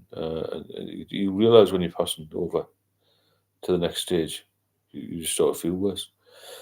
So Marna, I hate going to AA. You get a sponsor when you join. The guy was adamant that I'd done my 100 meetings in 100 days, which he advised you to do. I went on my own once a week to local AA. Do you have to pay for that or not? Or do people ask for money? Like, it's a churchy thing, isn't it? I'm not sure how it works, AA, to be honest. I knew that asked me to read a book in another fucking time. And the reason I went was because there was a smart bird going there. I didn't do it, didn't do any good at all. Only went twice. And so this bird of mine says, oh, go here, we'll meet you then. Waste of time. But it does help some people, and it helps some people great. It doesn't matter what you do as long as you get off the booze. And what we're looking to do is get people well, isn't it? Fix them. The NHS is doing its bit, you know. I think it's just overrun. And as I said before, I'm not a doctor, but I know a hell of a lot more than my doctor knows about me and about alcoholism. They know about a lot of GPs send you a specialist. The person who helped me was the liver consultant because she knew what to do and she told the surgeons what to do. Right? Nobody's ever spoken to me about it. Other than how much do you drink? There's a ward for you, or the bed there for you. Talking about it's massive. Especially if you're talking to somebody who knows what they're talking about. I still can't believe how. No, I don't know how I managed to work. I used to have to get up at 4 o'clock in the morning for earlies. But I was young and fit, so I managed to work through it, you know. Kaz, go some days I shake so much I can't even write my own name. That happened to me lots. Even when I was working somewhere, I couldn't sign the duty state, which is fucking embarrassing. The shakes were end. I remember one day going to Barclays Bank in Regent Street in uniform, and I was shaking so much I couldn't write. I had to pretend I had a call and got the nick and come back when I was been off duty and had a couple of pints about 3 o'clock. And I went back to the bank and I was fine. That's the worst thing that happens to me. It's the shakes. Yeah. Not even that bad though. Well, it didn't matter. You're only young, you're daft still. I don't mean that in a derogatory way, but when I was 28, I'd just tell somebody like me to bugger off. Just say, go away. I know what I'm doing. I'm telling you, Reece, you're going to be in the shit if you keep drinking. And that's it. If you want to take the advice, you can. If not, it doesn't matter. I'm not really bothered, you know. You've got to be, you've got to let people go who don't take advice. And you can't, the only person who can stop is you. You know, you've got to have your own mind and, you know, be your own person and say, I'm going to stop. Oh, it's now 1:30. What's time now? 1:23, and there's still 32 people. That's good. It's a good number for this time of the night, you know. Excellent TV. I'm drinking now 2 beers left of 14. Just buy your beers and drink it home. Fair enough. Excellent TV. If you want to put a super chats in on that donation, that would be handy, and maybe have another couple of beers to celebrate. Paul, I was in the job like you. At the end of the shift, there was always a reason to drink. Of course, there was. Yeah. You went on the dash because it was one of the dog's birthdays. 100%, Paul. We used to go have night duty. I don't know if you did. Or the booze in East London was always packed about 7 o'clock in the morning. Yeah, there was always somebody being promoted, somebody being demoted, somebody's a complaint, somebody's birthday, somebody had somebody, won a teddy bear at the fair 3 weeks ago. We'll go to the boozer. But in the morning, Paul, when I was a quite young sergeant, we used to say, right, let's not have a drink at 2:30 because the West End might be a different shift pattern then. I'm talking about 1989 year. And let's not go for a drink. There's one guy there transferred up to North. He was chief inspector when he left. He was a big drinker. I'll call him Dave. Well, that was his name actually. Anyway, he was a Geordie. He said, so just let's not go for a drink today. And we always went for a drink. And one day he came in and he was a bit very hungover, and he said, where are we going for a drink? Sarge, when I was doing the parade, and I said, we've only just got here, Dave, it's 6:30. Anyway, we always used to earmark the red line, so it was Samuel Smith, it was cheap. And we ended up with the red line, 2:45, as usual. It's amazing how the body copes with booze for years, and it does break down eventually, It does break eventually, it's like an old car, you can't get running at high speed. Reese, I've always been shaky, fair enough. B. Connor, I'm from the USA. I enjoy hearing your accent and wisdom. Fish and chips, isn't it? I haven't fish and chips for ages. I might have some tomorrow. On that note, Mr. O'Connor, as I said earlier, if you're getting something out of this channel, then please feel free to drop a super chat in there. It's nice to see you from the USA. Where in the USA are you? It's a big country, isn't it? And my sister's been over there a few times. I've never been there. No, it's ex-late TV. Super chat any amount you want. It just all helps to keep this running, Good example, an old car. It is, yeah. I've got an old Mercedes now. I just take it easy. Put the best fuel in it. Get the oil changed. No payment you make voluntary donations to keep on the movement alive. I left here because I knew there were people drinking. It became a joke. Really, I didn't know. So there's supposed to be all pure people in the air, but they're on the piss. I didn't know that. I suppose there's got to be a few just go there for something to do. I find them a bit. This is a ridiculous thing to say. I think people on here that are commenting at the moment, the way the text are written, the way it's coming across, all very highly intelligent people, right? Most of whom have got or had very good positions in life. The AA one that I went to was like Weatherspoons, but without the drink, if that makes sense. So we could all be seen in a wine bar in Mayfair, all of us on here. The shower shite with the AA that I went to were Weatherspoons before 9 o'clock, before I get a drink. And I thought, I don't belong here. And I'm not a snob, but you know what I'm saying. And the Submariner, because he's been in the elite forces, will know exactly what I mean. Because if you've been in Submariner, you've got a lot of fucking balls. And you know what you're doing. So that's going to be my next thing. The AA is Weatherspoons without the booze. But that's just my opinion. So there you go. 29 people still on at the moment. It's 127. It's really good. I'm surprised I got this many on. 27 now. Getting another couple of people on. A few more super chats. I'll give you a round of applause. It doesn't matter how much, but it's all worth donating to. The AA, well, there you go. It just shows you, doesn't it? How people have different perceptions of it, There's something on the top here that says goal. I'll just press goal to remember. Oh, it didn't disappear. Make super chat more fun with. Pick a goal. 10 super chats. What the hell is that? Set a timer. Share, you will celebrate. We'll celebrate everybody. 10 super chats. Let's do 5.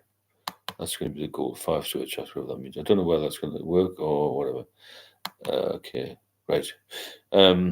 Been a real good night. Okay, Adam, that's good of you to say that, and I hope you have a good day tomorrow. If you want to bail out. I'll keep going a little bit longer. I'm going to have some fruit later, a bit of yogurt, I think.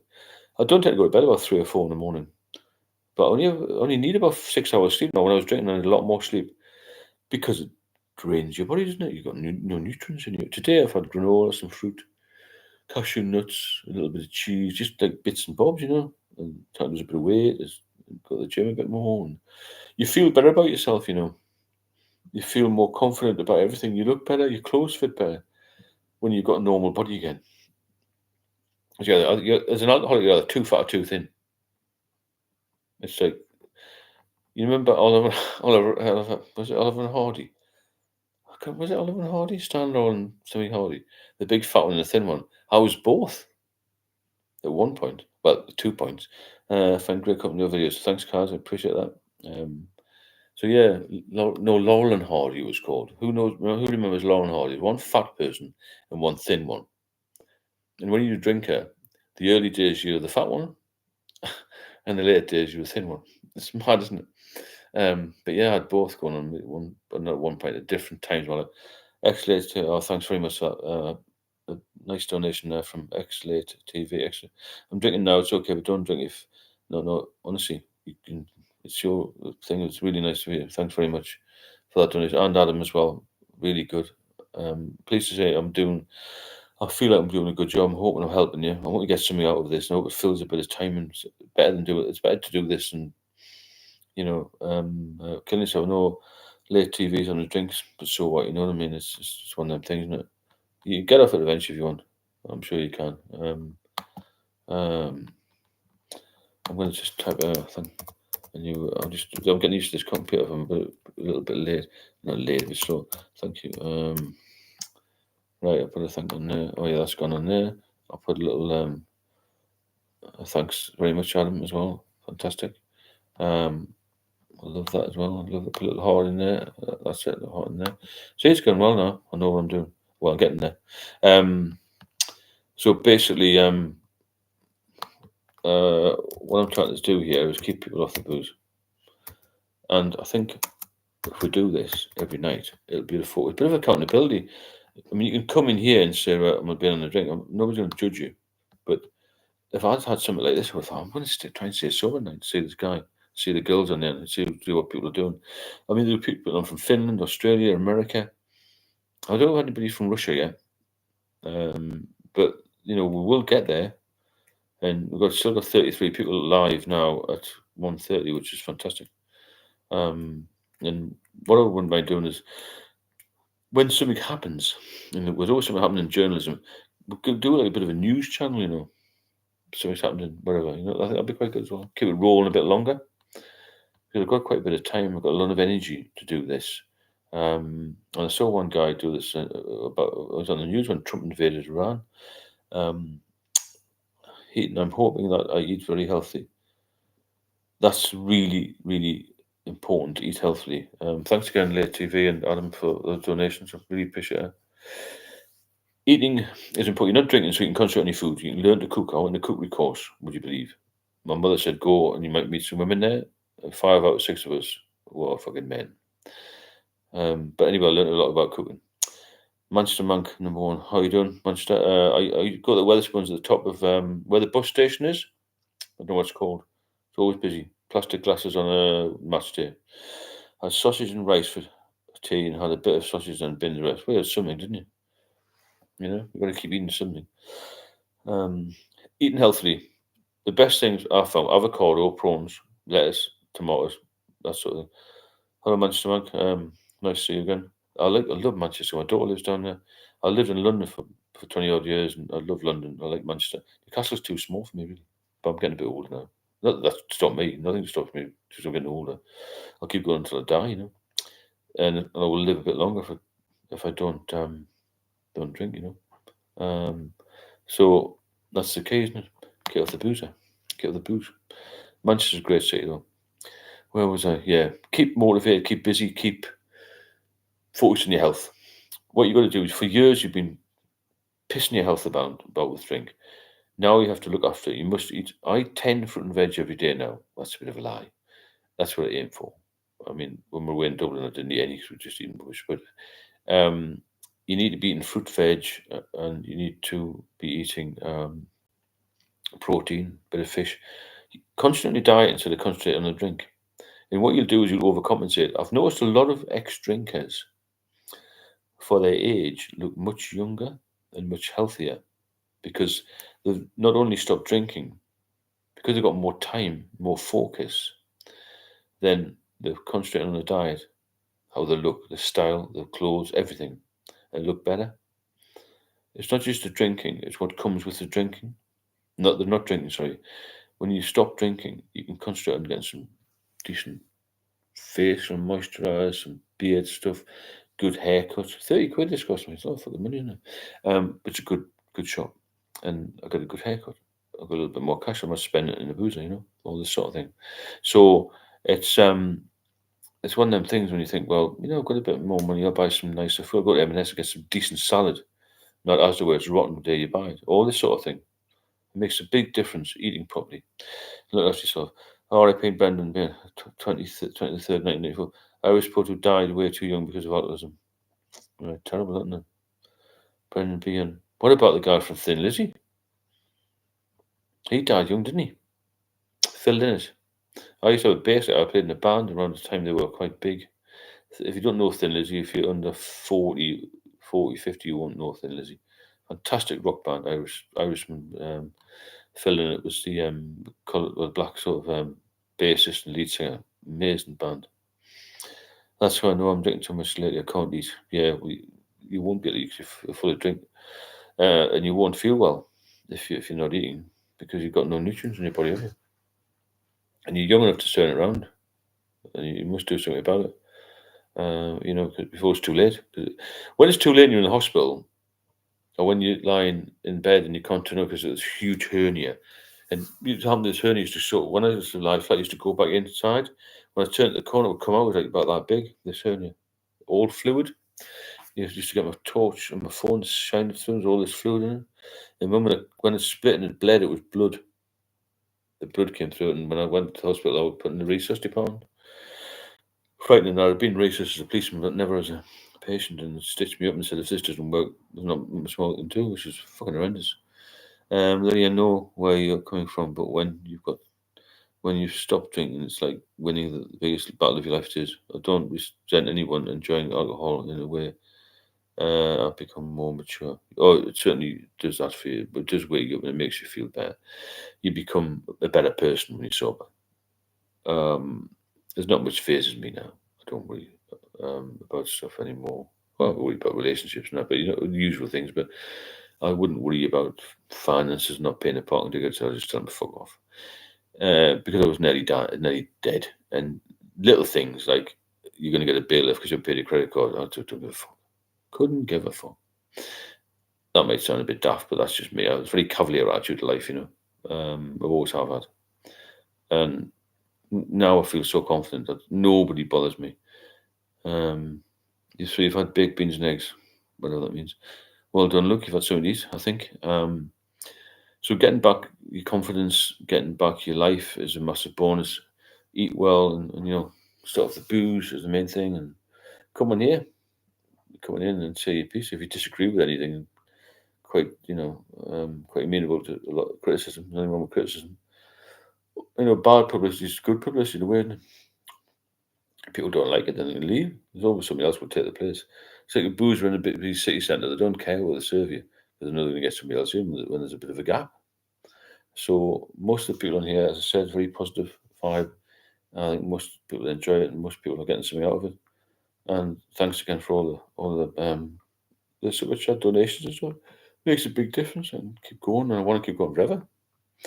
Make this a bit of a massive channel. I know there's a couple of channels. Sober Leon, as a young lad who's got a lot of subscribers, over 100,000. I think he's got. I don't actually know what he does. I think he does courses or something. But he's been going a while. He seems to have a good channel, but I've never seen much interaction with him. I might try to follow him a bit more. Taylor, I'm 23. I drink maybe once a week in one session. I don't know when to stop. Well, you're fine. You're 23. You only drink once a week. You'll be all right. But just keep an eye on it, like a listening watch, if that makes sense. When you're sober, you're more aware of what's going on in life. Of course you are, Adam. When you're drinking and you're getting over these hangovers and withdrawals, you're very aware of yourself and how ill you feel. You don't know what's going on. You don't say anything. Life passes by you. And it's not until you're sober and you see it's a beautiful world, You don't need to be rich. You don't need to be well off. You don't need to be 6 foot tall like me. Or you don't have to be good looking. Or you don't have to be whatever. You just realise that life's worth living when you've been really ill and you start drinking. Urban Angst, I made the chat. Oh, how are you doing, Urban? Nice to see you. Canada, fantastic. What a place. Love to visit there. I love my drink, but how does anyone drink morning, noon, and night 7 days a week? If I tried, I'd be done. Yeah, it's alcohol. Alcoholics can drink all the time. Mark could drink 24 hours a day. It's just you have to drink to try and feel normal, if that makes sense. And that's what happens to you. The addiction takes over, and that's not good. And you become reliant on it. It becomes your friend and your soulmate and everything. And you can't function without it. That's the most frightening part of it. You cannot function without alcohol, and that's how you have to drink 24 hours a day. But you do slip into comas blackouts, and just you're just out for the count, and you wake up and start drinking again because you feel so ill. It's a horrendous place. I did a video, and living in the gates of hell. I felt I was in hell at times, and I thought I was never going to get out of it. And now I'm out of it by some miracle. I survived, and I'm happy to be here helping you, good people, and you're helping me as well. We're helping each other. It's all mutual benefit here, isn't it? And the mutual benefit will come bigger if we stick together. We stick together, we contribute together, and we work together, and we'll get a hardcore 100 people, and we could benefit from it in a lot of ways. I think the people a bit older will know what I mean by that.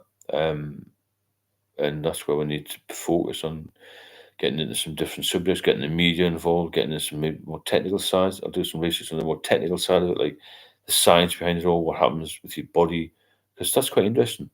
Parts of your body you never thought would be affected by alcohol, until I read that tonight about the bone destruction. I didn't know anything about it, but I do remember them sending me for a bone density scan when I first started to get well, about 3 years ago. Did you ever hallucinate? No, I didn't. I didn't. I didn't hallucinate. I had some very vivid dreams, but I didn't hallucinate. Adam, you can function as an alcoholic for several days. Of course you can. Yeah, I functioned for a while, but I don't think you functioned very well. And you just become like an automaton. You just go with the flow. But I used to feel terrible in the underground. I couldn't drive and all this sort of thing. It was really bad. And as I said before, any subjects you want to bring up, just bring them up, because lots of us have had different experiences with alcohol. There's so many different things to go wrong, and when you're getting recovered, when you recover, that's what we need to hear about, recovery stories as well. Night eater, yeah, I do eat at night, yeah, but not a massive amount now. I'm just trying to keep myself healthy, really. And I said, any super chats that come in, I'll give them a massive round of applause. With a couple more donations before we actually call it a night, if you're ready to go. I get to a point where I feel sick to have a drink, so I stop. Well, yeah, you're really young, Reese. You need to get your act together. Recovery is the worst. Yeah, once you get over the first few weeks, then you start to get into it, don't you? And when you start getting confident, you start getting more interested. What you got to do is get yourself into a state of like getting healthy habits. Like I say, get cooking, get out and about, and go fishing. Do what you want. You can do. You're actually free to do what you want. I mean, I had somebody talk to me the other day. They said, "Oh, I'm going to have an easy day Friday on the drink. I won't have too much because I want to have a normal day Saturday." I said, "What do you mean normal fucking day?" He said, "Oh, I'm going somewhere." I said, "Well, I'll go somewhere every day. You don't need to have," but he had to have less to drink, so he was okay for the Saturday. That's hard work, isn't it? The planning, the preparation, the system you have to have, so that when you open a bottle, people don't hear you opening a bottle. I used to have a bottle opener in every pocket of every jacket of every bag. No, I don't carry one out to get it, but the hotel receptionist get one the other day. Probably. So yeah. So you've got to look at it, be positive, look after yourself, and and come on here and support this channel, support everybody else in here. There's not just me in here. There's other people who know a lot more about alcohol problems than I do. I know a bit because of my own circumstances, but there's hundreds of people we can speak to who all have got good advice. Moderation is a fantasy, only abstinence works. 100%. That's a fantastic title for a video. Urban angst. Moderation is a fantasy, only abstinence worked for me. Yeah, I like that one. It's true that. Yeah. 69. True that. Nothing better than a walk with a dog. Yeah, get into nature again. You know what I mean? X-Late TV. I hate morning drinking. I guess that's how I avoid the continuation drinking. I could do 3 days in a row, no morning drinking. I also need a week off. with some sort of you're doing well if you can keep on and off it. But it's going to make you worse, unfortunately, if you keep on and off it. But at least you can come off sometimes. But when you're off, keep positive, and keep pushing to stay off it. Heating, thanks, mate. No problem at all. I don't understand how people are drinking 20 pints. Well, it's just a day out, and then I used to drink a big lad, and we all went out on the piss. It was just what we did. And my brother helped me a lot. That's good. If you've got someone in the family who can help you. And very aware, it scares me. It's a scary time. When you're trying to get off the drink, it's very scary. So that's why you've got to keep your confidence going. If you can come off without having any major withdrawals, any seizures, any symptoms like that, then you're doing right. And it's just a question of getting in your head that you can't drink. And that's the key, isn't it? Like I say, if anyone wants to drop a super thanks in, super chat, that would be very helpful. Tomorrow we'll do another one again. I think about optimum time's about 9 o'clock, isn't it? I know what you think about 9 o'clock. We've got anybody who's thinking about relapsing, then get on here or speak to somebody else on here or send me a message. Because if I had somebody say, look, I really fancy a drink now, and there's somebody you speak to, and said, don't do it because of A, B, C, then I wouldn't have drank. Because you've got to think, well, if you do drink, this is what's going to happen to you. Nobody explained to me what was going to happen to me. That I may die. So being off for 8 years and having another drink after 8 years would nearly kill me. I thought that being off for 8 years was going to cure me. And I become a social drinker again, but you can't be a social drinker when you're alcoholic. That's the problem, isn't it? You kind of do it, and it's not a good place to be. We're 2 hours in, and let's wrap it up for tonight. Any other questions? We'll do them tomorrow. You can send me them if you want through a number, or just keep them till tomorrow if you want. Just write them down. Nice to see everybody again, and let's work towards this 100 by Christmas, the regulars, and let's do something big with it. I don't see why we can't. What this edit button is? Let's have a look at that. No, get away from that edit button. Everyone, can you still see me? Probably not. Cancel that. I'm just messing about with this computer because it's late. If we get 100 people in, then we'll really push it. And Tony, good night. We'll say good night to everybody, and I hope you have a decent sleep. I know it's late for some people, but it's been a good chat again. It keeps people motivated, I hope, and it keeps people in line, if that makes sense. Wade Britton, thank you for that. Cheers, 69. Adam, no problem. See you soon. X-Late, you've got to keep pushing. X-Late, my number's on the description of the last video, but most of the videos, if you want to drop me a line, I'll explain that to you a bit more detail, because I've been through every scenario with this other than a transplant. And I was too weak for transplant, I would imagine. I wouldn't have had it anyway. I would have refused it. Too much of a risk, isn't it? I just hope things would get better than they did by a bit of a miracle, and also by eating properly. And this has got to be positive all the time. Everyone gets negative when there are breakups from marriages and divorces and relationships and people being ill and bereavements and problems with the car and council tax bills. But when you're sober, you can deal with them. You can deal with them better. And that's the thing, isn't it? You've got to be able to deal with them better, and you've got to be able to cope with things and get through the day, you know what I mean? Right, good night all, and thank you again, and I will see you tomorrow.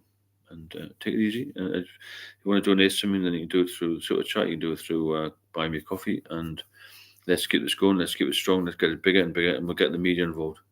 I'm determined to get the media involved before Christmas. The reason I keep saying Christmas is because it's a focal day. It's a focus day, isn't it? Thanks, Urban Angst. I'll speak to you soon. Christmas time is a good time to aim for. Let's get everybody sober by then and everybody off. It'll be 5-6 months into being sober then. You all look great by then, won't we? Put our Santa hats on and get on with it, yeah? Don't shut the office. I need beer. That's fair. Don't shut the office. Anyway, we'll get some government people involved. We're going to be massive. Trust me on that. I know we will be. We've got a lot of good people on here. And I wish you all the best. I'll speak soon. Catch you later, folks.